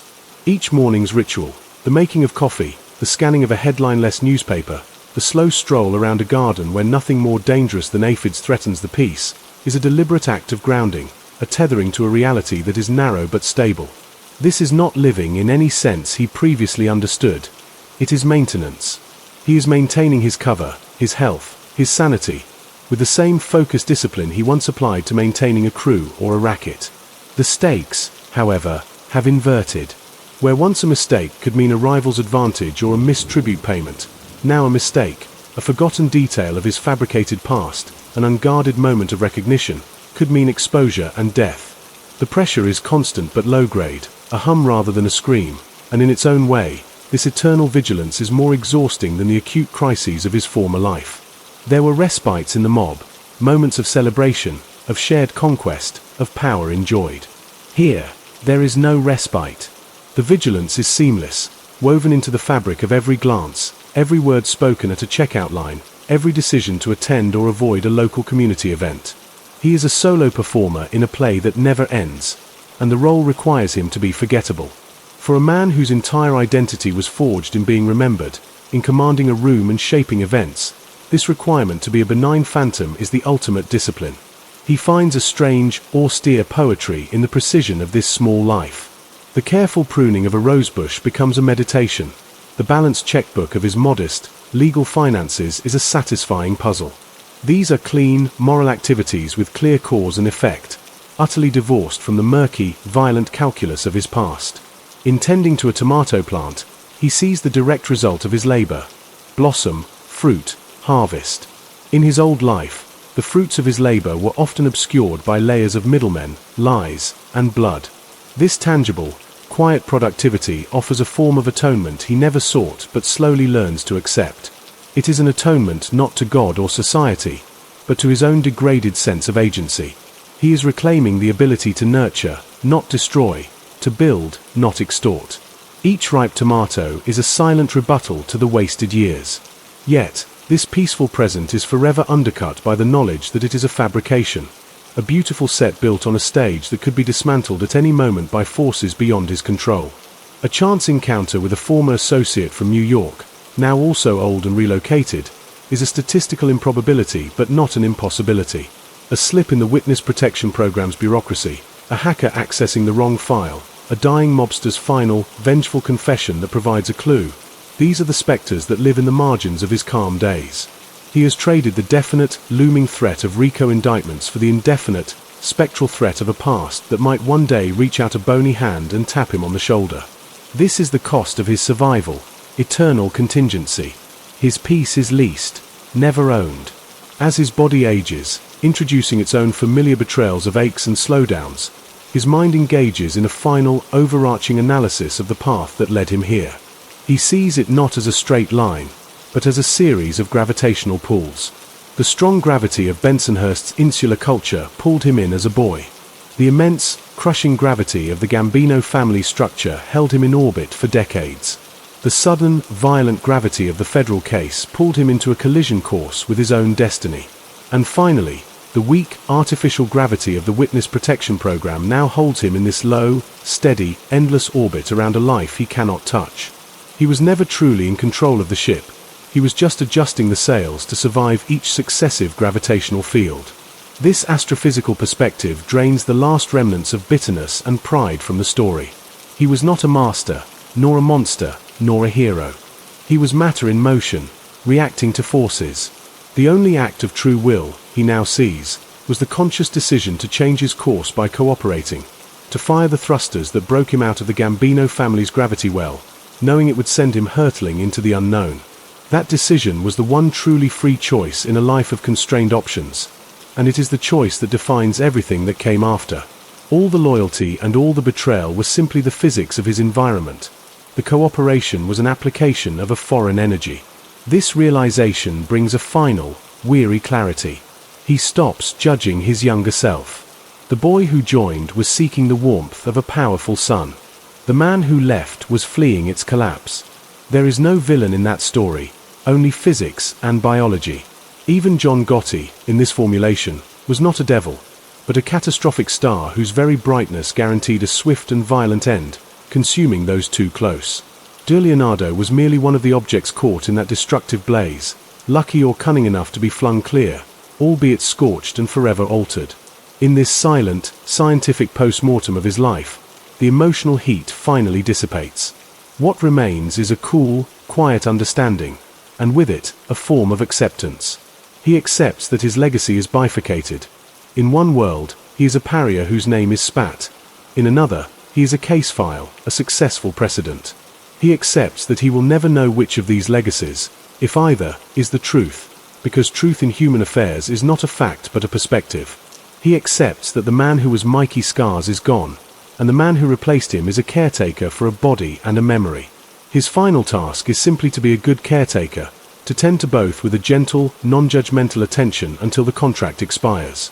He waters the garden, he takes his medication, he allows the storms of memory to pass through without resistance, and he watches, with a distant, almost anthropological curiosity, as the world continues to turn, producing new dramas, new monsters, new heroes, all of them blissfully unaware of the old man in a small house somewhere, who once held secrets that could shake cities, and who now holds only the quiet, daily secret of his own enduring, complicated, and utterly ordinary existence. The epic has dissolved into the mundane, and in that dissolution, he finds not victory, not defeat, but the simple, unadorned fact of continuation, a thread that was pulled from a grand, bloody tapestry, and now, alone, simply exists, finite and waiting for the final, gentle snip.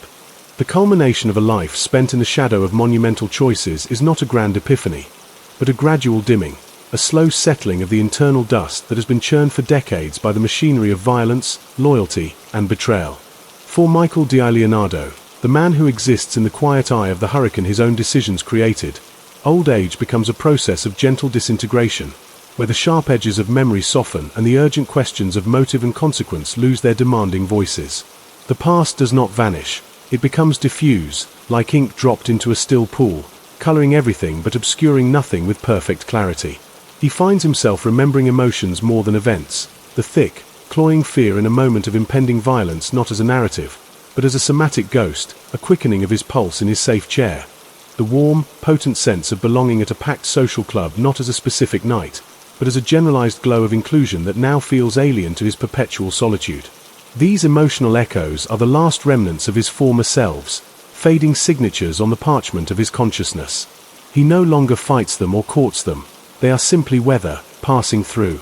His relationship with the few people in his current life, the U.S. Marshal who performs periodic check-ins, the kind but distant neighbor who waves from a driveway, is characterized by a profound and mutual superficiality.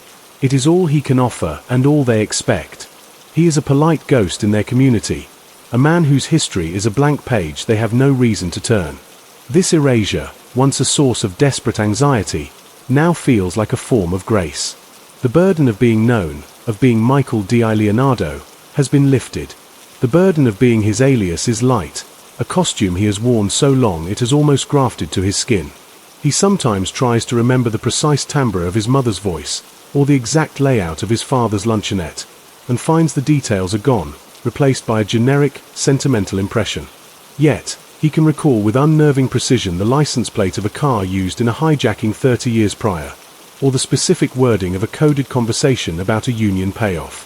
His memory has made its own brutal triage, discarding the innocent to meticulously preserve the evidentiary. He is a living archive curated for prosecution, not for nostalgia. This realization no longer angers him. It simply is a fact of his neurology, a permanent scarring from the life he led and the deal he made. As his physical world narrows further, fewer errands, shorter walks, longer hours in the same comfortable chair, his internal world achieves a paradoxical expansion. Freed from the need to constantly strategize for survival or maintain a criminal enterprise, his mind ranges over broader, more philosophical territories. He thinks about the nature of evil not as a theologian, but as a former practitioner. He concludes that true evil is not the dramatic act of murder, but the slow, systemic corrosion of human potential. The way his former world steered smart, ambitious kids away from legitimate achievement and into a closed system of exploitation. The murders were the symptoms. The disease was the culture itself, a self-replicating virus that promised honor and delivered bondage. His cooperation, then, was not just a personal betrayal, but an attempt to inoculate the world against that specific strain of the virus, using his own infected blood as the serum. This is the most generous interpretation he can construct, and some days he even believes it. Other days, it feels like a lofty fiction built to justify a base instinct for self-preservation. He has made peace with this ambiguity. The need for a single, clean truth is a young man's luxury. An old man can hold multiple, conflicting truths in his hands simultaneously, acknowledging the weight of each without needing one to crush the others.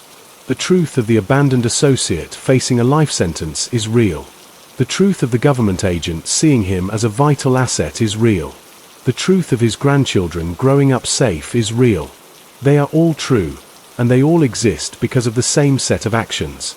He has become a Venn diagram of irreconcilable realities, and his life is the small, central space where they all overlap, a space of quiet, unresolvable tension. The world's interest in his story has now completed its cycle. The documentaries have been made, the books published, the podcasts recorded. He is a closed case, a historical figure. For the new generation of FBI agents, his testimony is a training module, a series of video clips and transcripts illustrating how to flip a high-level asset. He has been reduced to a pedagogical tool, a set of best practices. This, too, he accepts. It is a cleaner legacy than that of a mobster, and more honest than that of a redeemed saint. He is a lesson, a warning and a blueprint. In the deepest quiet, he sometimes contemplates the concept of forgiveness. He does not seek it from a god, nor from the families of those he harmed. That is an impossible and arrogant desire. The forgiveness he tentatively explores is self-directed. Can the old man forgive the young man for his catastrophic choices? Can the survivor forgive the perpetrator that lived inside the same skin? This is the final, private negotiation.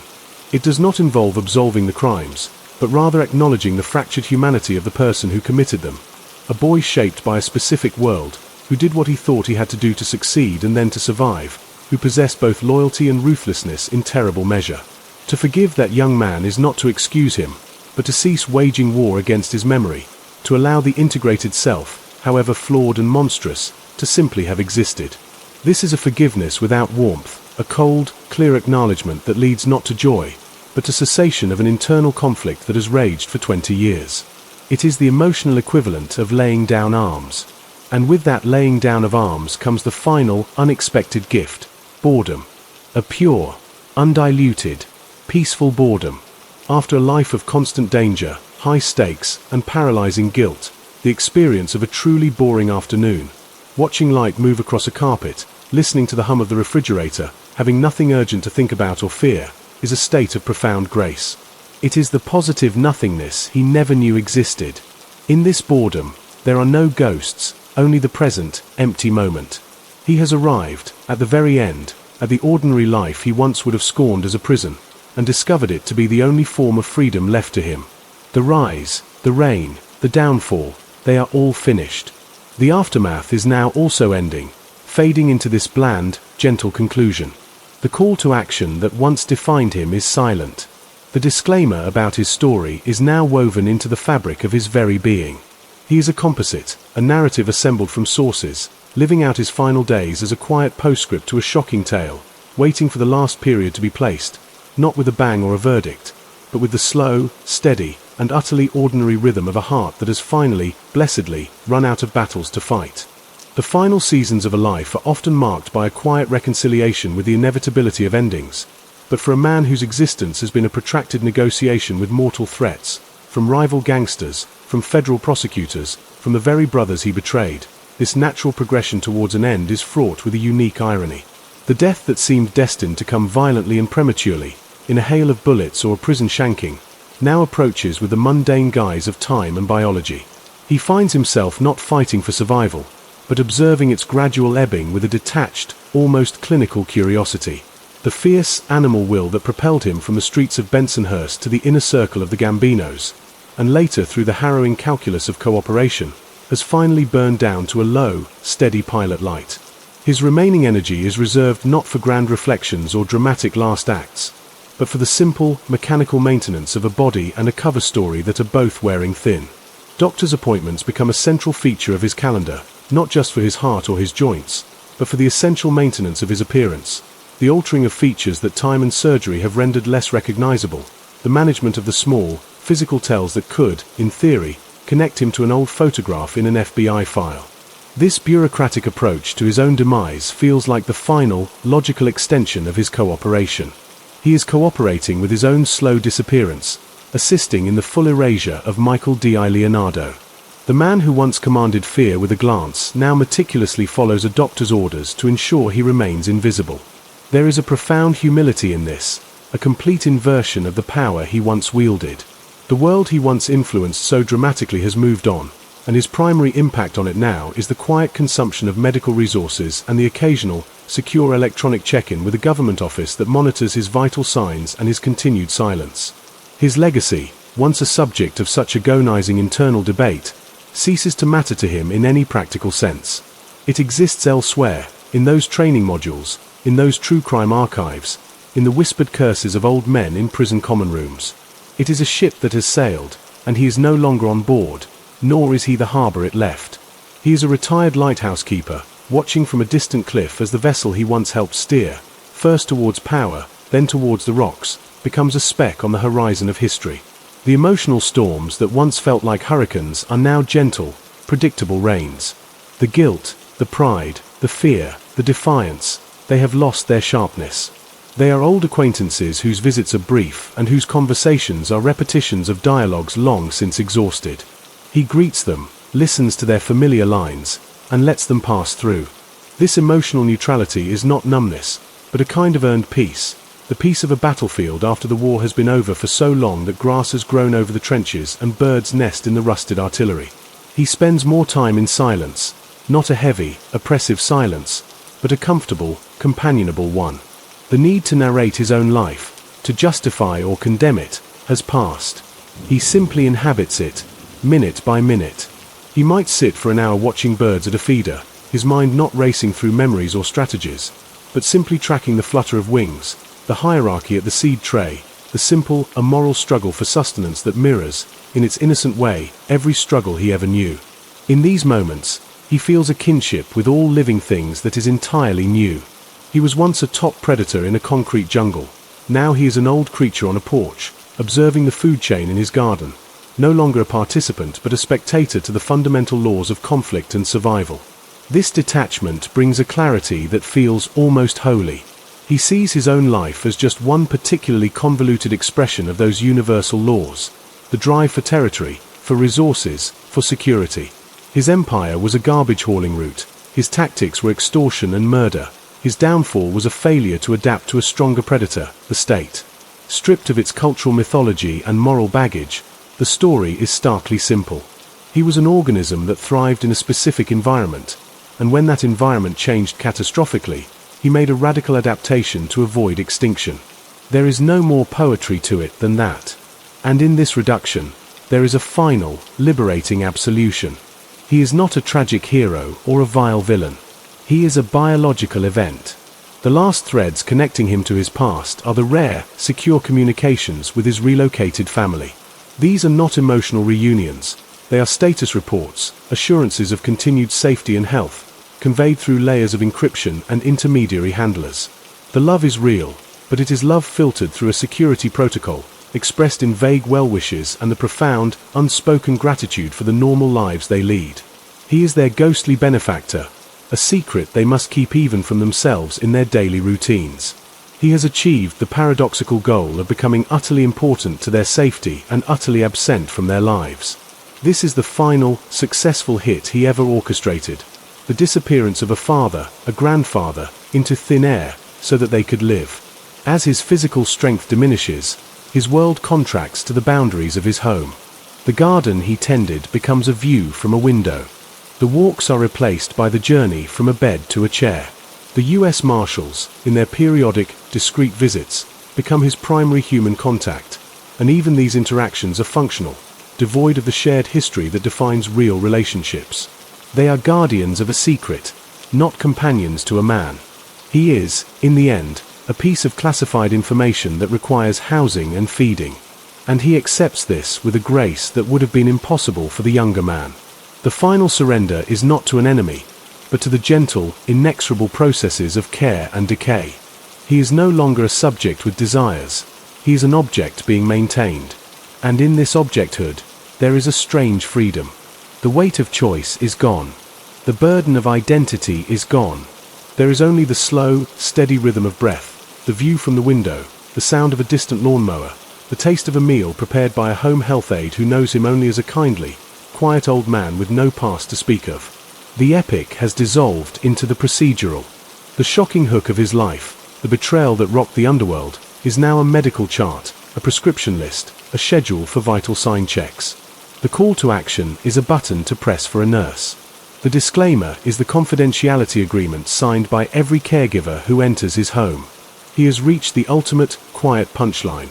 After a lifetime of being a most wanted man, he ends his days being cared for by strangers whose only mandate is to ensure his comfort and his continued silence. The story of Michael DiLeonardo concludes not with a verdict or a bullet, but with the soft click of a blood pressure cuff, the whisper of a nurse's shoes on linoleum, and the slow, steady dimming of the light in a room where a man who was once a king of chaos has finally, peacefully, become a patient.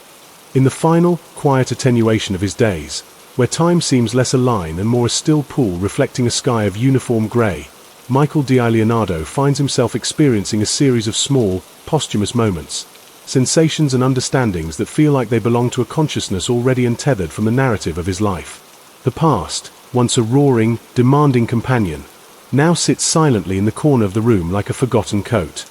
It has no more demands to make, no more lessons to teach, no more guilt to assign. It simply is, a vast, completed work whose final period was placed not by a judge or a rival, but by his own failing physiology. He exists in a serene and hollowed-out present, where the most significant events are the changing angle of sunlight on a wall or the arrival of a different caregiver with a different scent of laundry detergent. These people, paid to tend to his body, are the final, anonymous chorus in his drama. They speak to him of the weather, of their grandchildren, of minor traffic delays, and he listens with a genuine, detached interest. Their mundane realities are as fascinating and foreign to him as the inner workings of the Gambino administration once was to the outside world. He is a tourist in the land of the ordinary, and his visa is about to expire. His dreams, when they come, are no longer anxious replays of hits or trials. They are simple, sensory fragments. The feeling of cool Brooklyn asphalt under bare feet as a child, the taste of a specific lemon ice from a stand long vanished, the sound of his mother humming a tune he can never quite recall upon waking. These are not memories steeped in the context of the life that followed. They are prelapsarian flashes, moments from the boy before the world of Bensonhurst hardened into a mold for a gangster. His subconscious, in its kindness, is returning to him the unspoiled pieces of himself, the raw material that existed before the adaptation began. It is as if his mind, in its final act of curation, is discarding the evidentiary archive and preserving only the human essence that preceded the criminal monument. He accepts these gifts without analysis, feeling a quiet gratitude for this unconscious mercy. The physical process of decline is itself a fascinating dissection of the self. As control over his body slips, the trembling hands, the uncooperative legs, the fog that sometimes rolls across his thoughts, he observes the dissolution with the same analytical calm he once used to assess a business proposition. The I that is watching is separate from the machinery that is failing. The captain, the cooperator, the alias, all were identities worn by this central, watching consciousness. And now, as the tools it used to interact with the world, the strong body, the sharp mind, the formidable will, rust and break, the watcher remains, pared down to its most essential state, a point of awareness. In this state, the last of life's illusions fall away. The illusion of control, shattered long ago by the federal indictment, is now completed by the betrayal of his own biology. The illusion of legacy is rendered meaningless by the immediate, pressing reality of a body that needs to be turned in bed to prevent sores. The grand themes of his life, power, loyalty, betrayal, justice, are revealed as stories he told himself, grand narratives built on the simple animal substrate of fear, desire, and the will to persist. They were compelling stories, world-shaking stories, but they were stories nonetheless. The truth beneath them was always this simple, silent struggle of an organism to survive its environment. He sees now that his cooperation was the ultimate, logical expression of that truth, stripping away the narrative of honor to access the core directive: survive. There is no shame in this realization, only a final, cool clarity. The watcher understands that it is about to lose its last connection to the world, the failing body that houses it. And with that understanding comes not fear, but a curiosity about the final transition. What happens to the watcher when the machine stops? He does not frame this in religious terms of heaven or hell. Those concepts belong to the moral narratives he has transcended.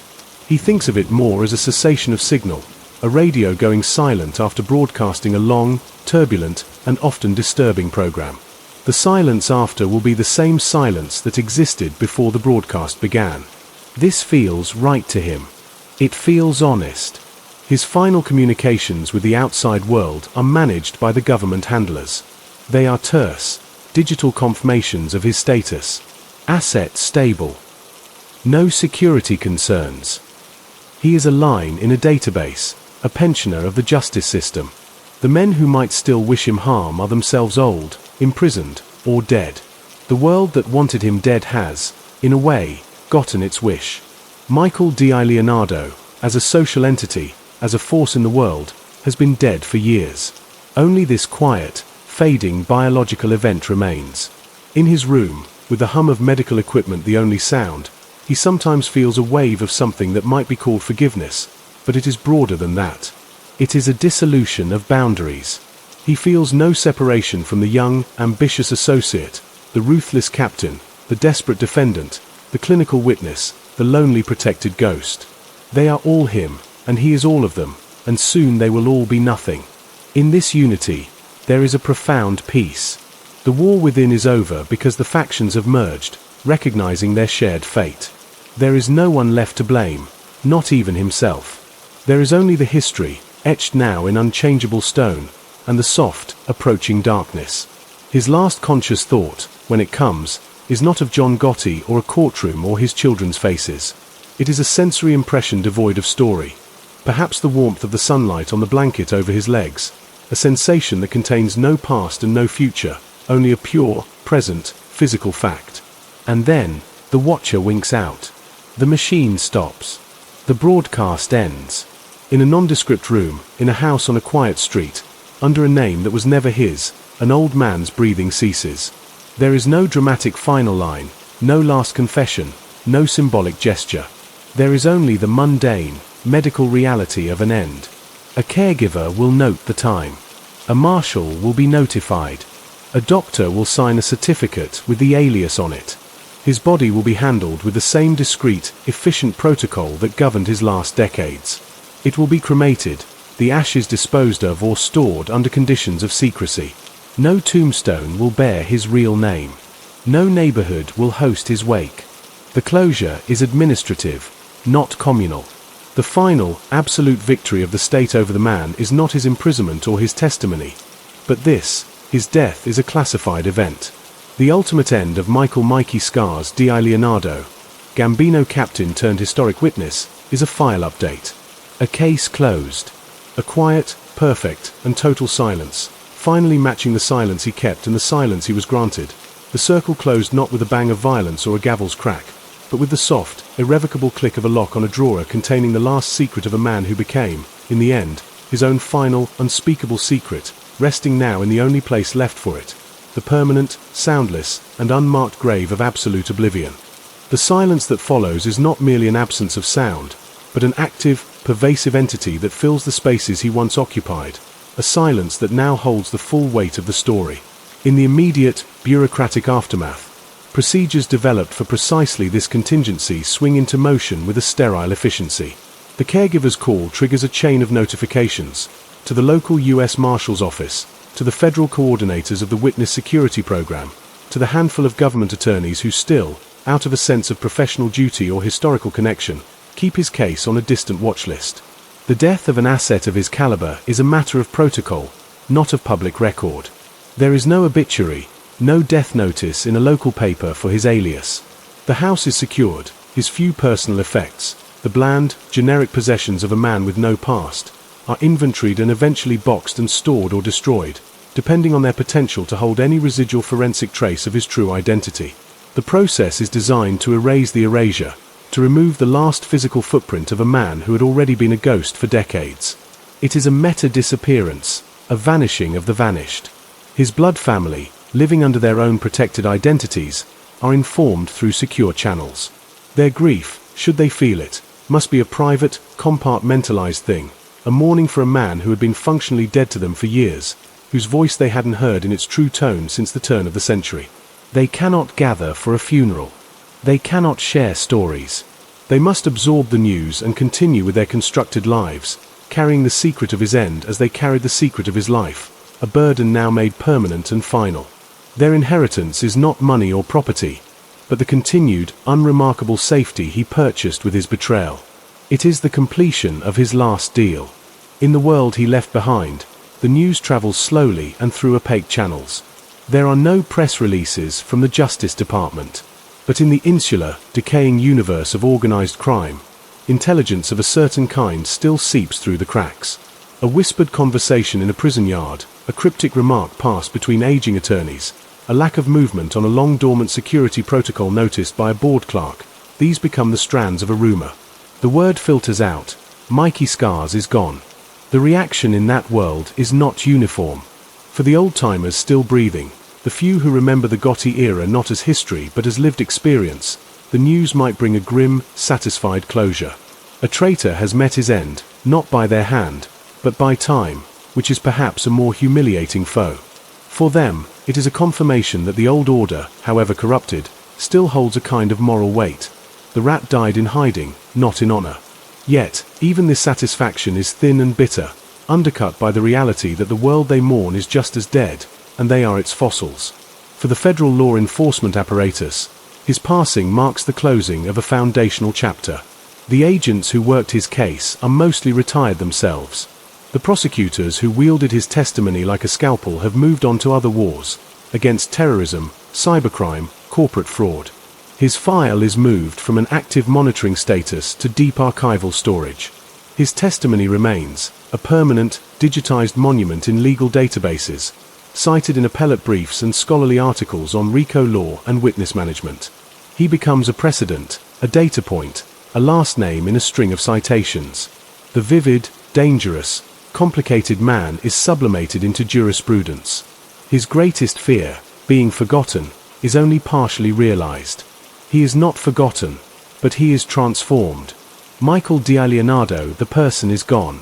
What remains is DiLeonardo, 397 F sup. 2D 452, or C testimony of DiLeonardo. His humanity is distilled into its utility. Meanwhile, in the broader culture, his story continues its slow sedimentation into the bedrock of true crime. New documentaries may be made, but they will rely on the same archival footage, the same stock photos, the same clips of his calm, devastating courtroom testimony. His narrative becomes a template, a classic example of the rise and fall arc, used to explain the death of the American Mafia to audiences who find it as remote as the story of cowboys and outlaws. He is a character played by actors in dramatic reenactments, his inner life guessed at, simplified, made to fit a moral. The messy, ambiguous truth of his motivations, the tangled knot of ambition, loyalty, abandonment, and survival, is ironed flat into a tale of redemption or treachery, depending on the filmmaker's bias. He no longer has a voice to correct the record. The story, at last, belongs entirely to others. And in that surrender, there is a strange kind of completion. The man who spent his final years in a state of passive observation has become the ultimate object of observation. The final call to action is now directed at the audience, to watch, to listen, to judge. The disclaimer he once required is now implicitly woven into every retelling. Acknowledgement that this is a story assembled from fragments. The most profound legacy of his cooperation, however, may be one that is entirely invisible and utterly personal. It lives in the thousands of small, unheralded moments of normalcy that his descendants experience. A high school graduation, a quiet wedding, a career pursued without fear of an infamous namesake, a life lived in open air. This was the point of the entire, painful exercise. Not to make history, but to grant a future free of it. The bloodline continues, unburdened. The genetic material of the Bensonhurst kid who wanted respect now expresses itself in a mathematician, a teacher, a musician, people who will never have to make the brutal calculations he made. This is his victory, silent and total. It exists in the negative space of their freedom. As for the silence in the room where he died, it is eventually broken. The house is cleaned, repainted, put on the market. New people move in. They hang different curtains, cook different meals, argue about different things. They have no knowledge of the previous occupant, no sense of the monumental quiet that once resided there. To them, it is just a house, with good light and a decent backyard. The last physical evidence of his journey, the medical bed, the safe, the special locks, are all removed. The architecture reverts to anonymity. The cycle of ordinary life, which he studied so intently at the end, absorbs the space without a ripple. This, finally, is the full stop. Not just the end of a life, but the complete assimilation of that life's extraordinary circumstances back into the mundane flow of the world. The shocking hook has lost its power to shock. The call to action has been answered by time itself. The story is over, and the universe, with its infinite indifference, has already begun to write new ones over the palimpsest of his existence, leaving only the faintest, indecipherable trace under the fresh paint and the new, happier memories, a ghost not of a man, but of a secret that no longer needs keeping, dissipating like a sigh in an empty room that is empty no more.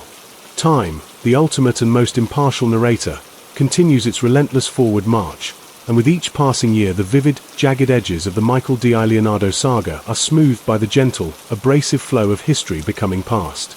The generation for whom the names Gotti and Gravano and even DiLeonardo held real-world weight, evoking fear, fascination, or the grim satisfaction of justice served, begins to diminish, their memories fading au goujoir into anecdote. For a new generation, the American Mafia of the late 20th century is a period piece, a subject for streaming series and podcasts, its violence stylized, its costumes iconic, its moral complexities often reduced to a simplistic dance of cops and robbers. Within this cultural repackaging, Mikey Scars occupies a specific, niche role. He is the ultimate deconstructionist. In the narrative shorthand, he is the one who pulled back the curtain, the insider who provided the blueprints that allowed the outside world to finally, fully, dismantle the machine. His personal agony, the chilling weight of his choice, the decades of silent aftermath, these are nuances often lost, compressed into the dramatic climax of a witness taking the stand. He becomes a plot point, a hinge upon which the third act turns. Yet, in the specialized realms where his impact was most concrete, his presence remains, albeit in a disembodied, institutional form. In the halls of the FBI Academy at Quantico, his case study is still taught, not as a story of betrayal, but as a masterclass in the psychology of flipping a high-level target. Instructors dissect the sequence, the initial pressure of the RICO indictment, the critical catalyst of the Gambino family's financial abandonment, the careful cultivation by prosecutors, the management of the asset before, during, and after testimony. He is a textbook example of leveraging organizational weakness and personal vulnerability. His life is a flowchart on a PowerPoint slide. In law schools, his testimony is cited in rulings that further refine the application of the RICO statute, his words helping to cement legal precedents that would be used against drug cartels, white-collar syndicates, and terrorist cells. The legal machinery he helped perfect now grinds in other directions. Its origins in his specific world of social clubs and union halls now a foundational footnote. This transformation from man to mechanism would likely have struck him as the final, fitting irony. He who was so adept at manipulating systems became, posthumously, a cog in a larger system of justice, his very biography instrumentalized for pedagogical and procedural ends. Meanwhile, the physical world he knew has been utterly transformed. Bensonhurst, the crucible of his formation, has gentrified, its Italian-American enclave character diluted by new immigrant groups and rising real estate costs. The social clubs are mostly shuttered or repurposed. The rave night is a memory, the location perhaps a boutique or a cafe. The streets where he learned the rules of power now operate under a different, more diffuse set of economics. The visceral, neighborhood-based authority of the crime family has no purchase here anymore. The corruption is more likely to be digital or corporate, less personal, more abstract. The world that created Michael DiLeonardo no longer exists to create others like him. His story, in a way, helped ensure that. By providing such a comprehensive insider's view, he demystified the process, exposing it not as a noble tradition but as a fragile, brutal, and ultimately vulnerable business model. The path he took from the streets to the witness stand now serves as a deterrent roadmap for law enforcement and a cautionary tale for the rare individual who might still be tempted by that life. The risk-reward calculus has been permanently altered. The reward is diminished, and the risk now definitively includes the specter of becoming the next DiLeonardo, a name spat in disgust. His legacy, therefore, is a negative space, a void where a certain kind of criminal empire once stood. It is measured in the cases not brought because the structure to commit those crimes is fractured, in the industries that operate with one less layer of parasitic corruption, in the young men in neighborhoods like old Bensonhurst who have other, if still difficult, paths to pursue. This is an impossible legacy to quantify, but it is arguably his most significant. It exists in the absence of things. For his family, living their separate, protected lives, his death finally allows a subtle, almost imperceptible shift. The constant, low-grade anxiety of a potential security breach dissipates. The ghost they were shielding is laid to rest. They can, in time, perhaps allow the constructed stories of their past to solidify, to become, through sheer repetition and the absence of contradiction, a kind of truth. Their father, their grandfather, was a quiet man who worked in logistics, who died of natural causes. The lie becomes the family history, and in that, they find their own peace. The cycle of trauma he initiated with his life of crime ends with them. They are the clean break, the new line on the graph, living proof that his final, desperate gamble paid its intended dividend. And what of the man himself, the consciousness that witnessed it all?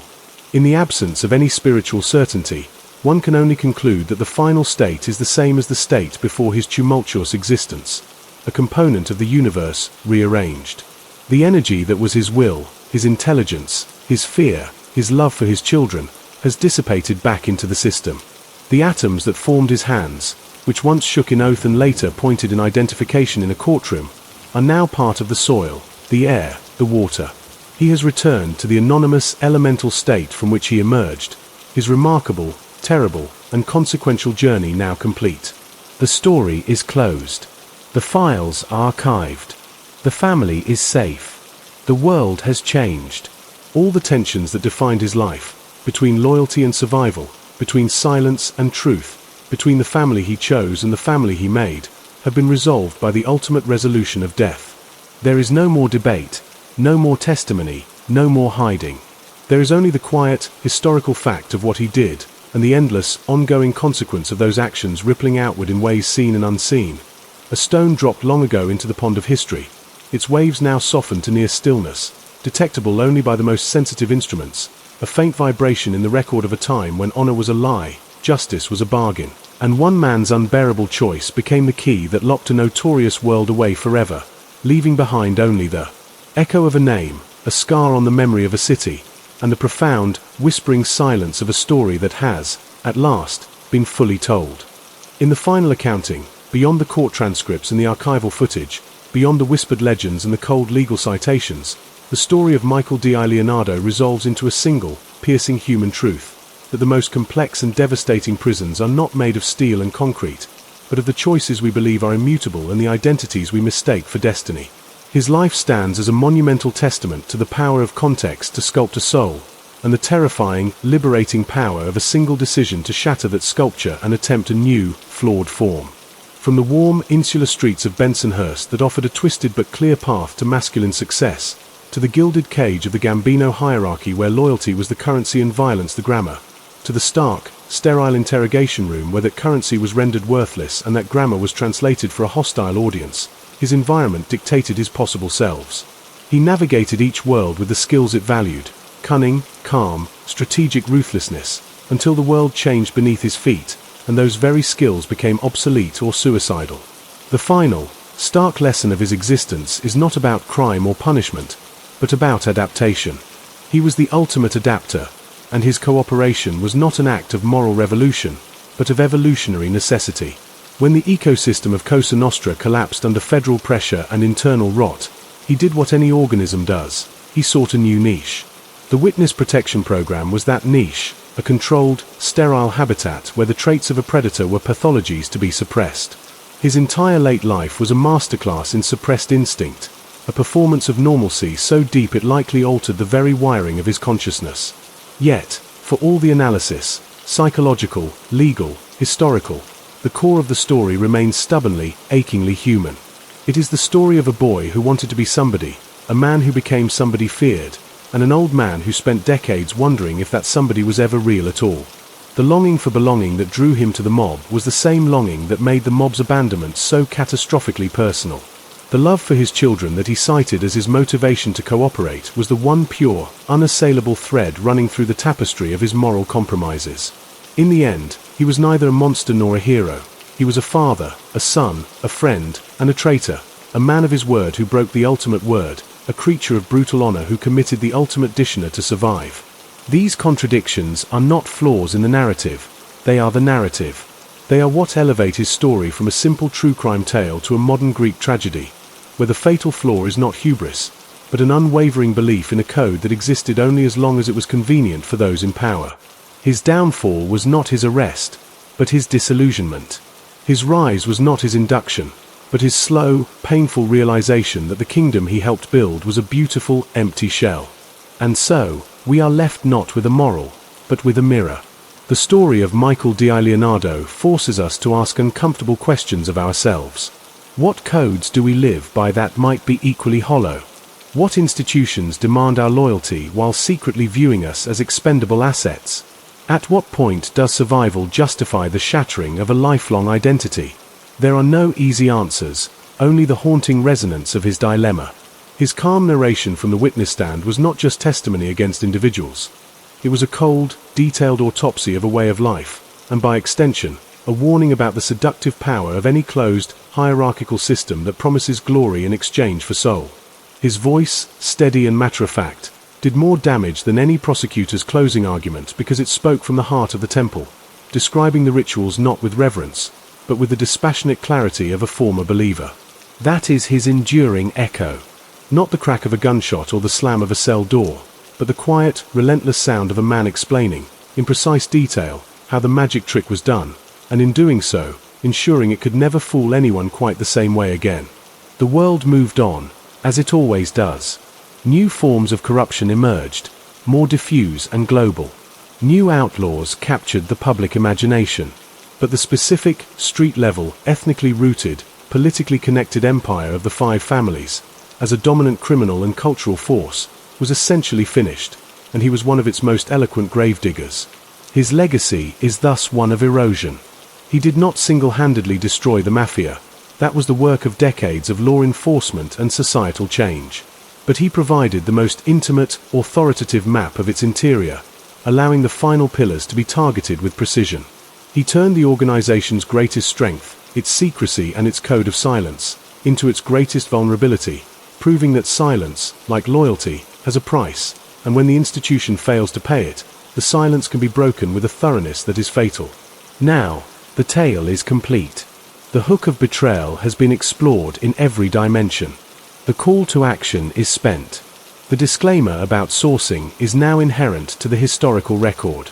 Michael DiLeonardo has returned to the raw materials of the universe, his story a closed loop. From the hopeful, dangerous streets of Brooklyn to the silent, secret end in a room far away, his journey traces the arc of a particular American dream turned nightmare, and the long, grey dawn of a painful, purchased peace. He remains a figure of paradox, a man of tradition who became an agent of destruction, a symbol of loyalty who defined betrayal, a seeker of power who found it only in the power to disappear. And in that final, perfect disappearance, he achieved a kind of victory, not over the law, or his former brothers, or his own guilt, but over the very narrative that sought to define him. He slipped out of the story, leaving only the consequences, rippling outward into eternity, a permanent disturbance in the history of American crime, a scar on the conscience of a city, and a quiet, enduring question mark hanging in the silent air of a life that was, in the end, too complex for any single judgment, too human for any simple label, and too consequential to ever be truly, completely, forgotten. The ultimate fate of a story like Michael DiLeonardo's is not to conclude, but to fragment, its pieces absorbed into the collective consciousness to serve as parable, warning, or mere narrative fodder, stripped of the visceral weight it held for the man who lived it. In the years that stretch beyond his physical end, his existence undergoes a final, metaphysical transformation. He ceases to be a person and becomes a function in legal education, a function in cultural mythology, a function in the psychological understanding of betrayal and survival.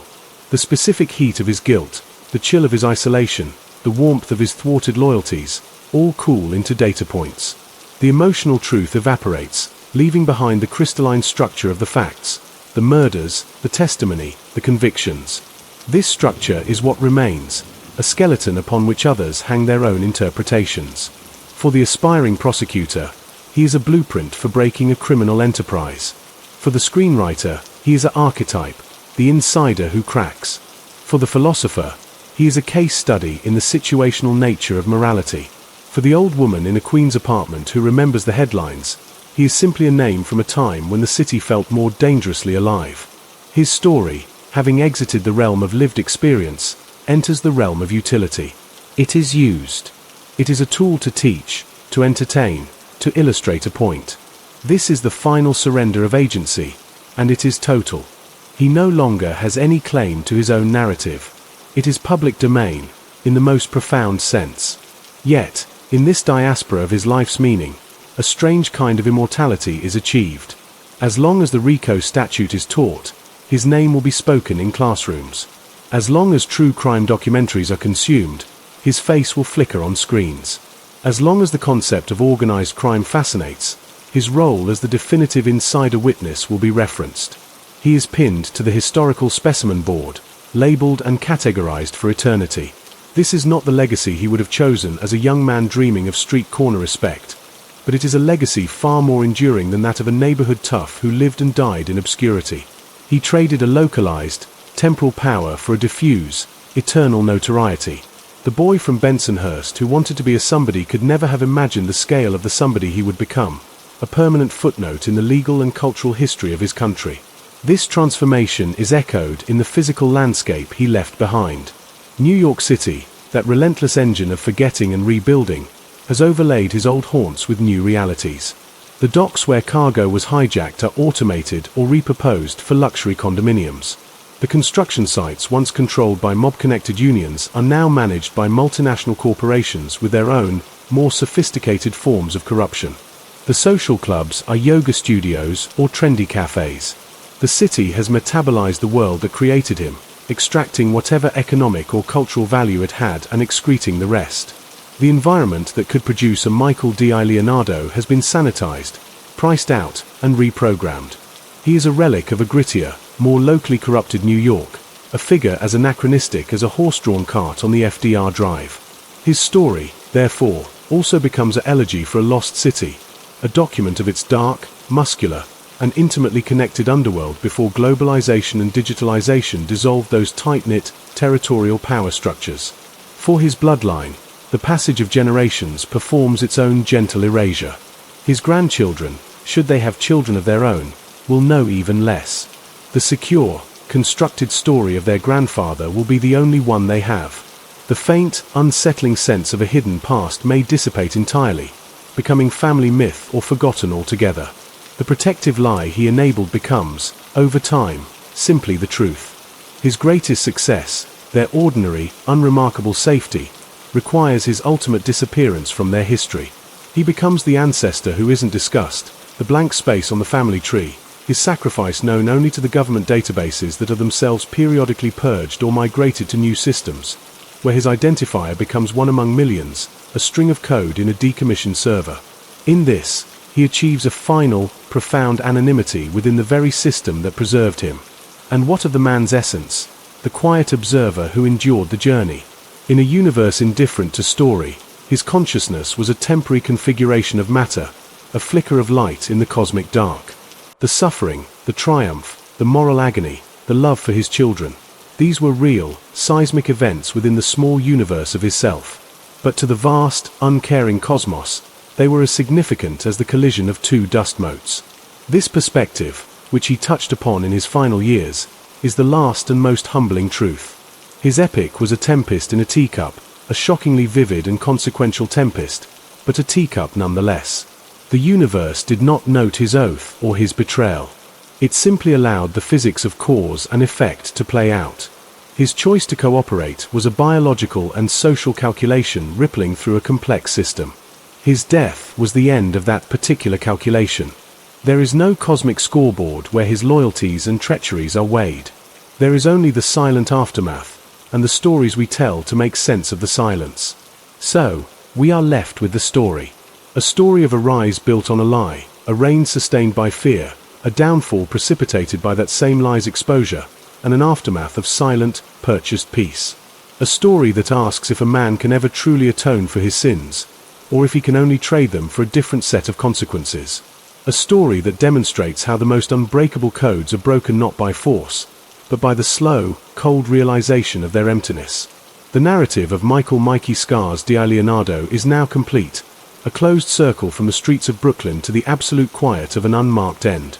It serves as a permanent testament to the fact that the most shocking hooks are not in the violence, but in the quiet moments of choice that follow, that the most powerful calls to action are not to violence, but to unbearable reflection, and that the most important disclaimer of all is that every story, no matter how shocking, is ultimately about a human being, flawed, afraid, and seeking a path through the darkness he helped to create, leaving behind a trail of facts, a cloud of interpretations, and the enduring, echoing question of what any of us, under the same pressure, in the same collapsing world, might have been forced to become.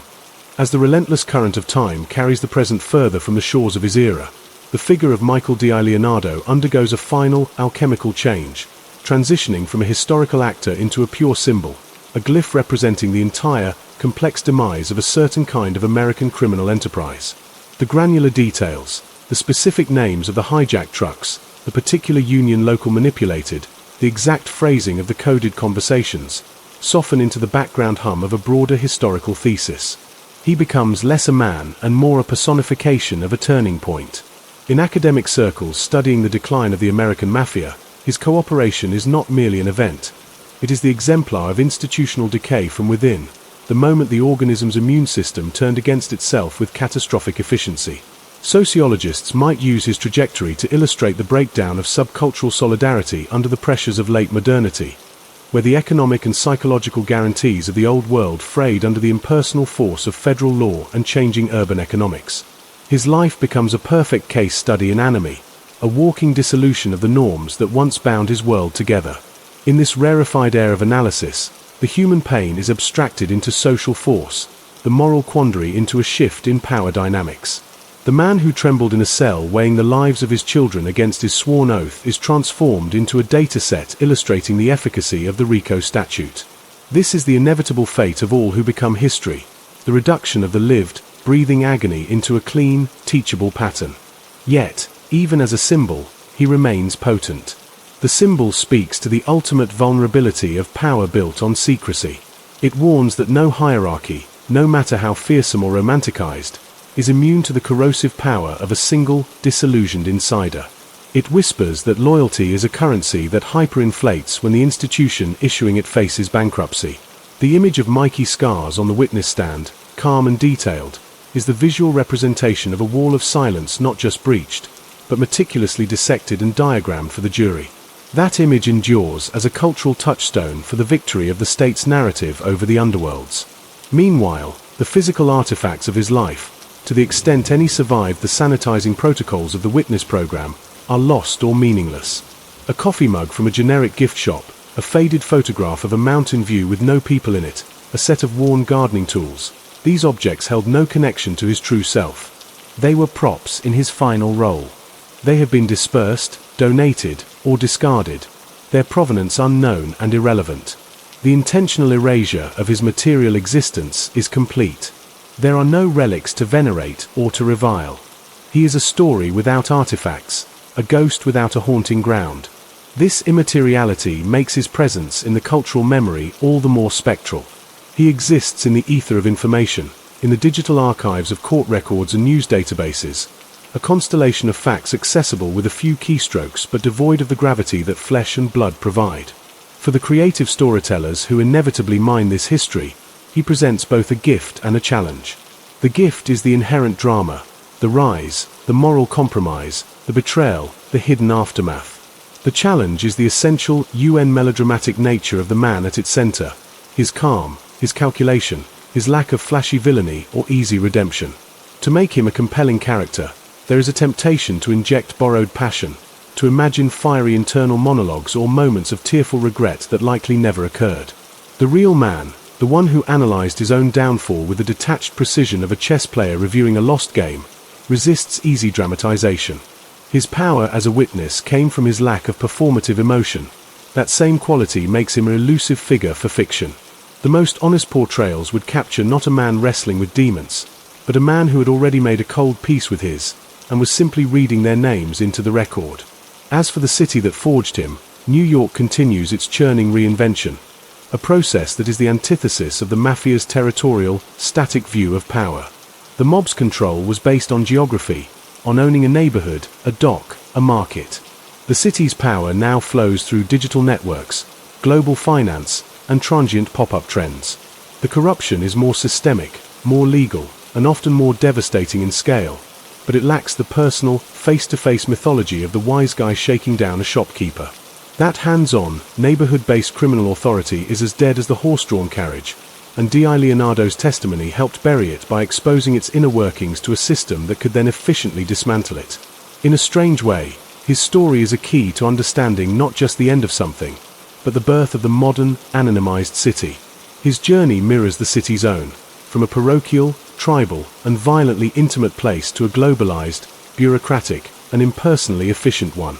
He ended his life in the kind of anonymous, security-controlled environment that is the logical endpoint of a society prioritizing safety and secrecy over community and visible power, even of the illicit kind. And what of the personal, the intimate question of whether his choice was worth it? That question, so central to his own torment, dissolves into the irrelevant past. Worth is assessed by the living. For his children and grandchildren, the answer, if they knew the full truth, would likely be a grateful and horrified yes. For the families of those he condemned, a perpetual no. For the society that used his testimony to win convictions and write legal history, a resounding yes. For the abstract concept of justice, it is a mixed verdict. He facilitated a form of justice, but he himself escaped its fullest weight. He was both the instrument of the law and a beneficiary of its mercy, a duality that sits uncomfortably in the heart of the tale. But these assessments no longer matter to him. They are the echoes of a gunshot long after the bullet has come to rest. He is beyond judgment, beyond consequence, beyond story. He has achieved the final state. Not peace, not victory, not defeat, but simple cessation. The narrative has exhausted itself. The hook has been set, played, and landed. The call to action has faded into the ambient noise of history. The disclaimer is now implied by the very passage of time, which edits all stories. Michael DiLeonardo's life, a monumental and troubling saga, is now a completed file.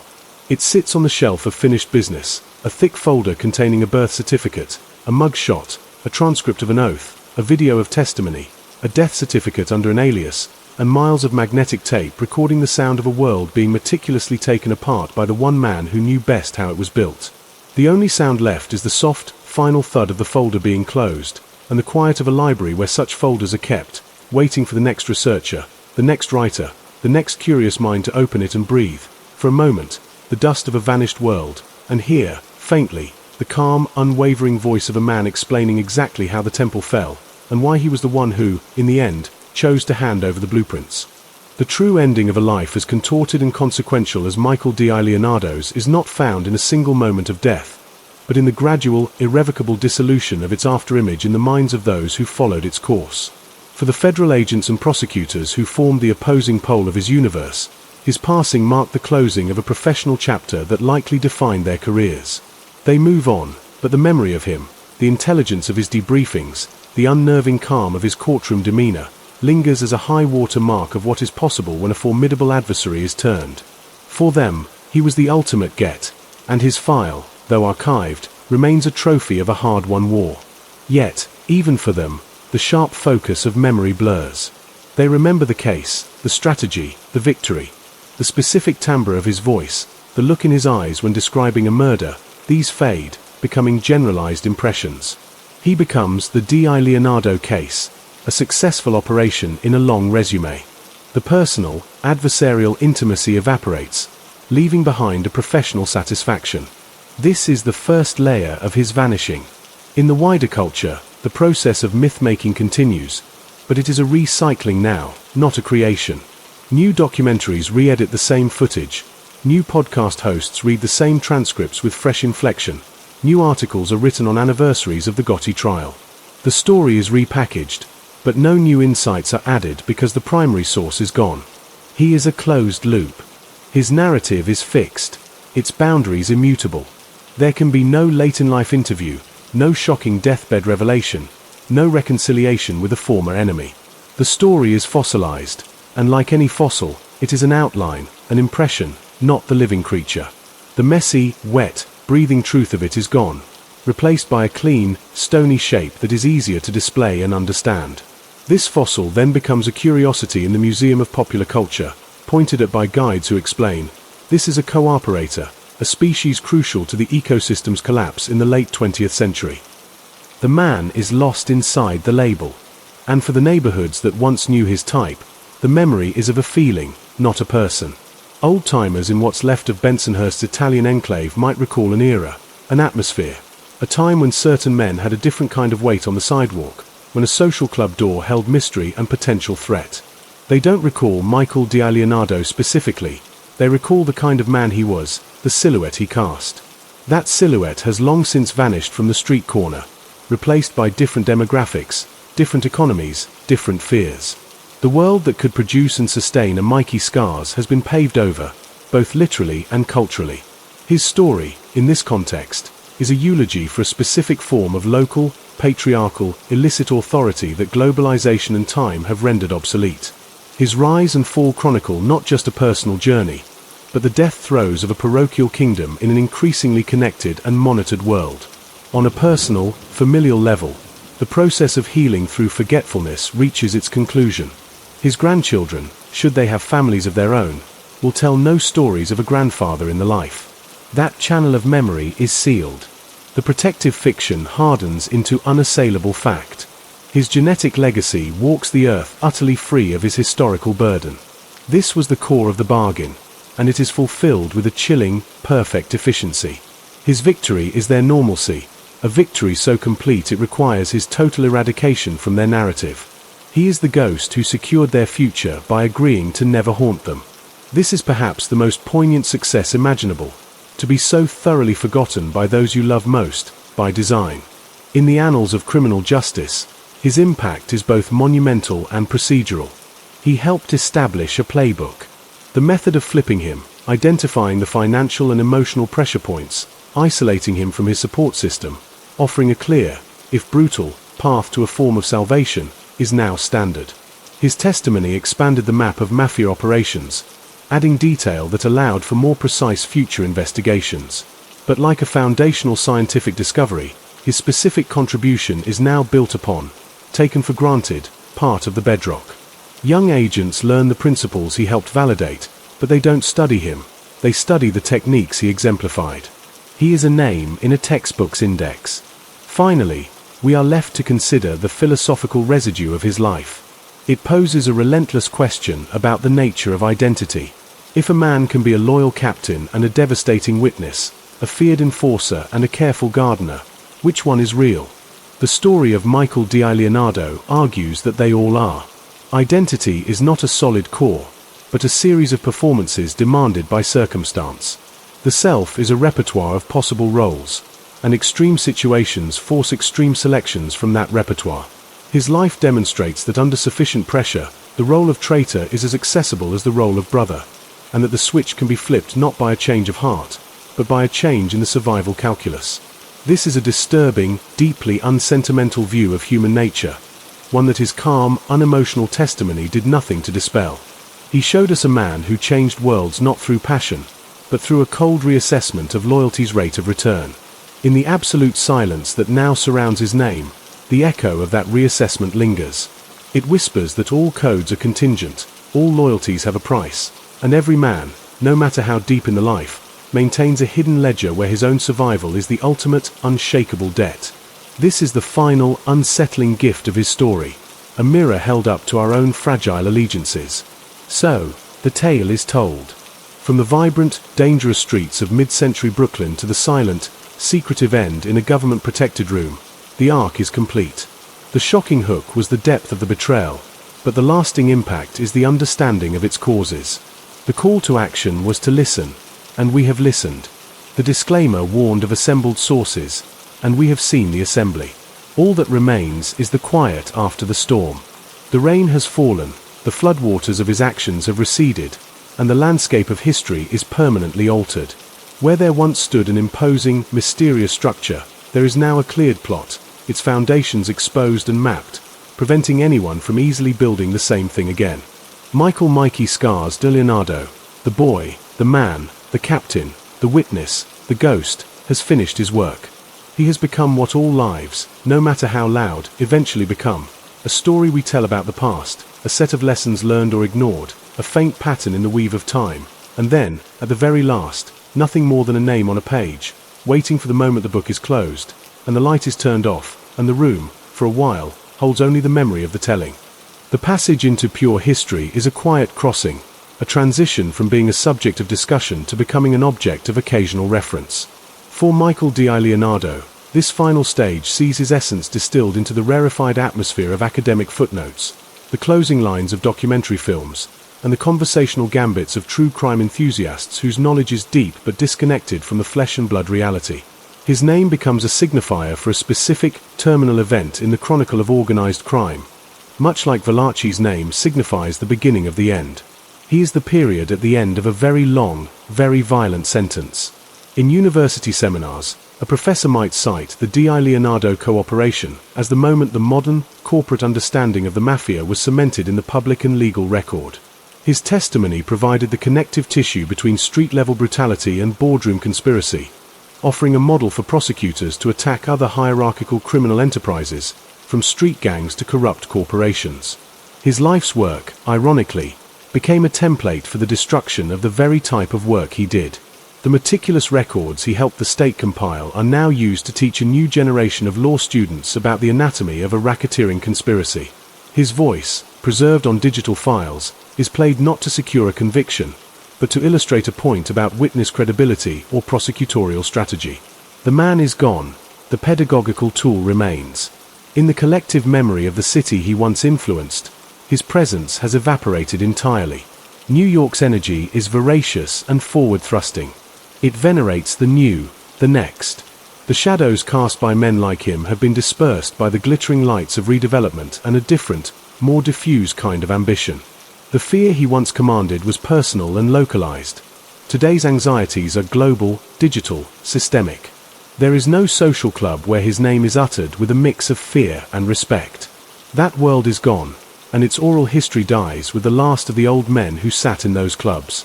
His story survives not in the neighborhood's memory, but on servers and in streaming queues, a digital ghost untethered from geography. For his descendants, the process of living their lives fully within the protective fiction he bought them is now complete. The lie has become family law, a bland and uncontested background. Any odd habit of their grandfather, a tendency to check locks twice, a wariness of strangers, a deep appreciation for solitude, is chalked up to a vague old-fashioned character or a quiet personality. The truth is buried too deep to ever accidentally resurface. The government's promise of a clean break has been honored. His ultimate sacrifice for them is that he is, in every way that matters to their daily happiness, a non-entity.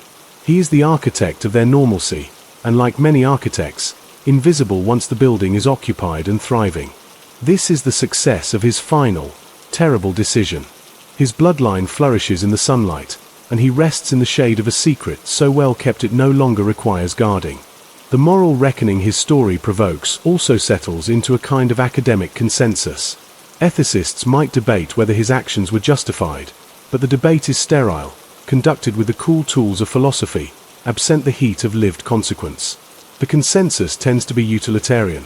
His cooperation caused great good for society, the dismantling of a criminal empire, and a specific good for his family, at the cost of great personal dishonor and the betrayal of individuals who were, themselves, guilty of grave crimes. It is a messy, unsatisfying equation that refuses to resolve into a clear hero or villain narrative.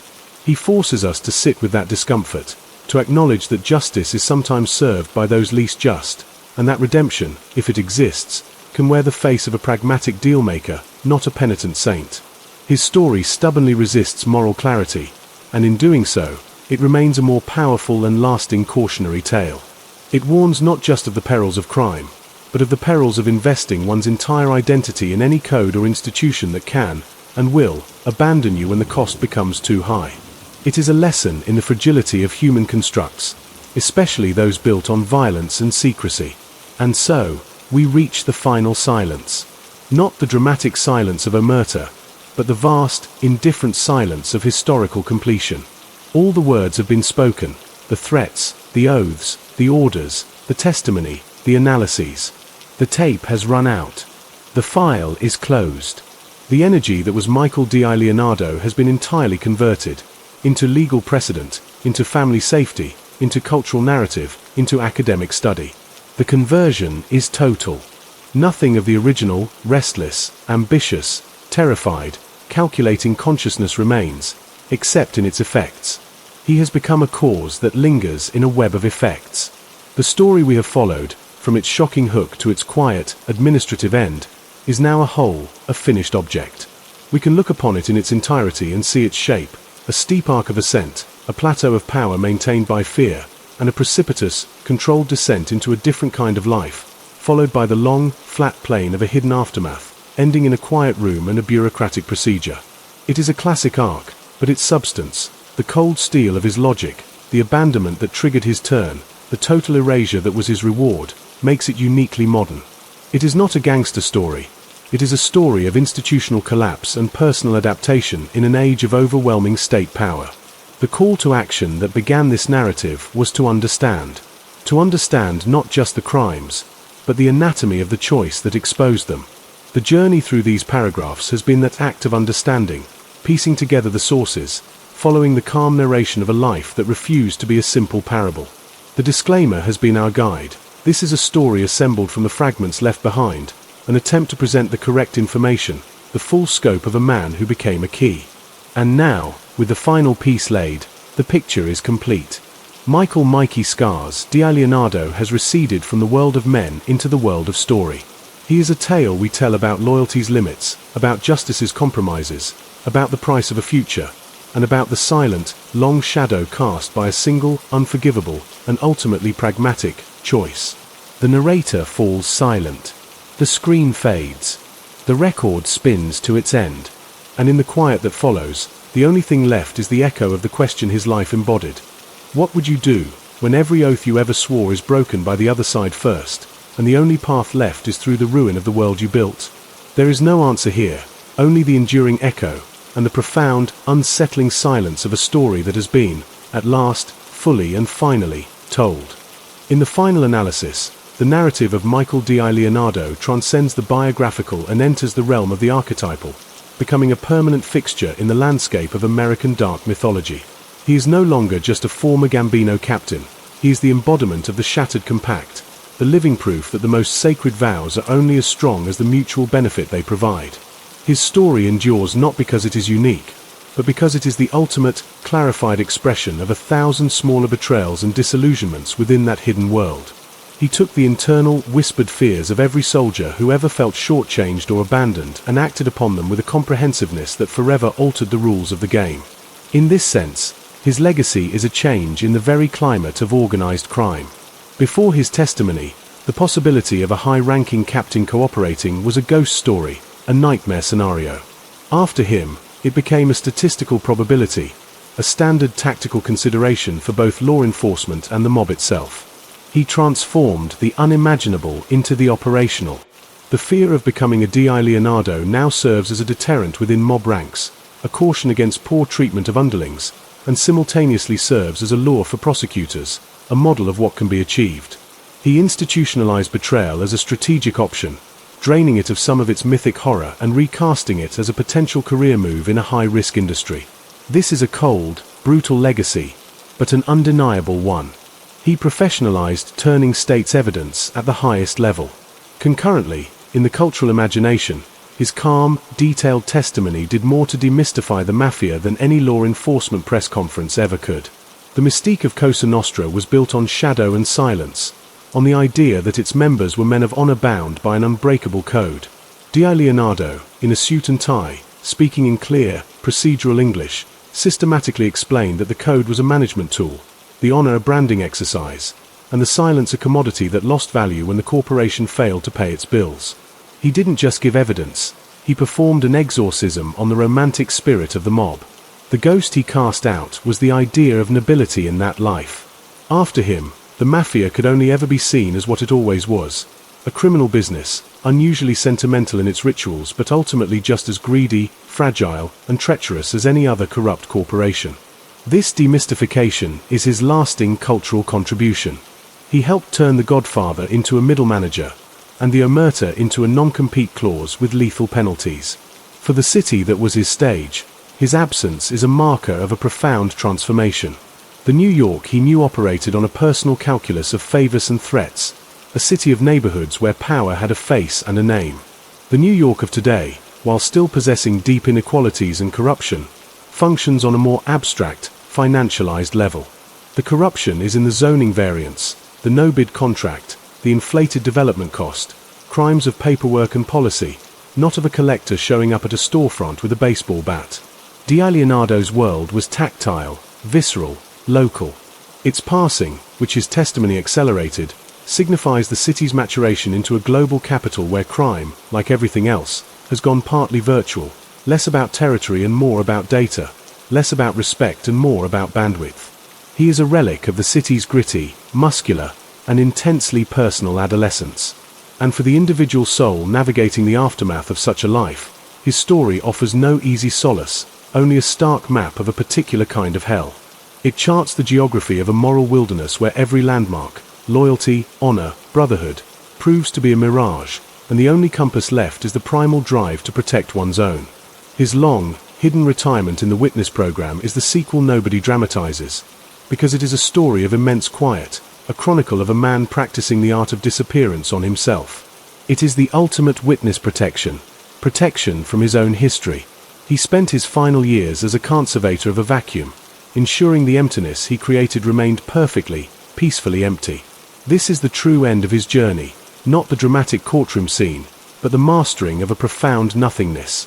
The completion of his story leaves us, the audience, with a renewed understanding of the nature of narrative itself. We began with a shocking hook, a promise of insider revelation. We followed the call to action to listen to a tale of rise and fall. We heeded the disclaimer that this was an assemblage from sources. And now, at the conclusion, we see that the story was never solely about crime. It was about the stories we tell ourselves to justify our choices, and what happens when those stories collapse. Michael DiLeonardo lived the American dream as it was refracted through the prism of Bensonhurst, a dream of respect, power, and wealth achieved outside the system.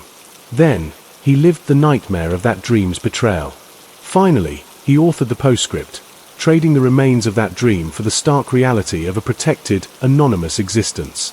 His is the story of a man who believed in a myth, became a high priest of that myth, and then, when the myth demanded his sacrifice, he chose instead to write its definitive critique. The narrative arc is now complete. The final call to action is passive, to remember, or to forget, as you see fit. The disclaimer has been fulfilled.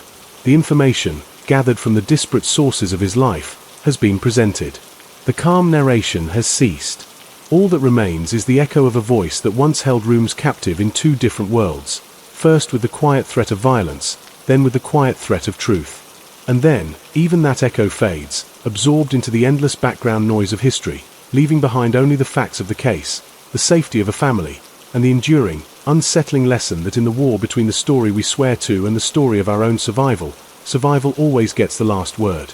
The end. Thus, we arrive at the absolute terminus, the point where narrative exhausts itself and only the immutable facts of history remain, inert and yet perpetually resonant. The story of Mikey Scars DiLeonardo concludes not with a definitive judgment, but with the quiet hum of legacy, a legacy that is not one thing, but a spectrum of consequences viewed through different lenses. For the ledger of justice, his name is inked in the credit column, a catalyst for the dismantling of a criminal syndicate, a key that unlocked multiple convictions, a voice that provided the empirical framework for understanding the modern mafia's operations. His cooperation stands as a monumental administrative achievement, a case study in the successful conversion of high-value human intelligence. For the moral ledger, the entries are blurred, written in shades of grey. He sacrificed a code to save a family, traded personal honor for their ordinary future, and in doing so, demonstrated that the most profound human motivations often exist in the tense space between selfishness and sacrifice. He is a walking contradiction to easy categorization, a man whose final, definitive act was one of comprehensive betrayal that yielded a net positive for society while etching his name in the annals of infamy within his former world. His life forces a confrontation with an uncomfortable truth, that good outcomes can spring from morally ambiguous, even reprehensible, actions, and that a tainted tool can sometimes build a safer house. The man himself has vanished from the equation, leaving behind this tangled legacy for others to parse. In the years that stretch forward from this point, his story will continue its slow migration from current events to history, from history to folklore, and from folklore to a faint, archetypal shadow. The specific details will blur. The name DiLeonardo may someday be no more familiar to the average person than the names of Prohibition-era bootleggers are today. He will become the province of specialists, historians of crime, legal scholars, archivists. But the pattern of his life, the template of the insider who shatters a closed world from within, will endure. It is a pattern as old as Judas and as modern as the next whistleblower in a corrupt corporation or government.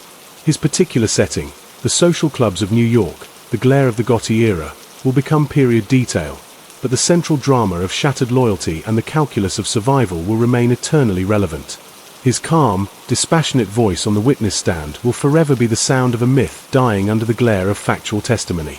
He did not just testify against men, he testified against an idea, and the idea could not survive the cross-examination. For us, the audience who has followed this narrative across 26,000 words, the journey ends with a sense of completion, but not necessarily closure. We have seen the full arc.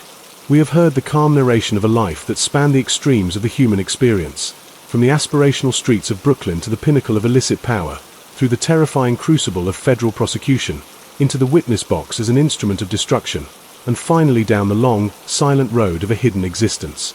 We have engaged with the call to action to understand the mechanisms of both crime and justice. We have acknowledged the disclaimer, recognizing this as a story assembled from the public record, from testimony, from the cold facts of indictments and convictions. The purpose, as stated, was to present correct information, to trace the rise, reign, and downfall of a significant figure in modern criminal history. That task is now complete. The script is finished. The final image is not of a man, but of an absence, the absence he left in the Gambino family, the absence he created for himself to safeguard his bloodline, the absence his testimony created in the power structure of organized crime. He became, in the end, a master of absence, a curator of emptiness. His lasting monument is the void where a certain kind of unchecked power once flourished. So, as the narrator's voice falls silent for the last time, we are left not with a moral, but with a reflection. The story of Michael DiLeonardo is a mirror held up to the complex nature of loyalty, the fragile construction of identity, and the high, often terrible, cost of truth. It reminds us that behind every shocking headline and every historic trial, there is a human being, flawed, fearful, and making impossible choices within the narrow corridors of fate they helped to build. His story is now part of the record, a permanent thread in the tapestry of American history. The rise, the reign, the downfall, all are documented. The aftermath has concluded. The call to action has been fulfilled by the very act of listening. There is nothing more to add, no further evidence to present. The case is closed. The file is archived. The witness is dismissed. And in the ensuing quiet, we understand that some stories do not end with answers, but with the echo of a question that lingers long after the final word is spoken. What, in the final accounting, is the price of a life, and who, in the end, is truly left to pay it? For Michael DiLeonardo, that price was paid in full, in a currency of blood, truth, and silence. And with that payment, the account is settled, the story is over, and the page, at last, is turned.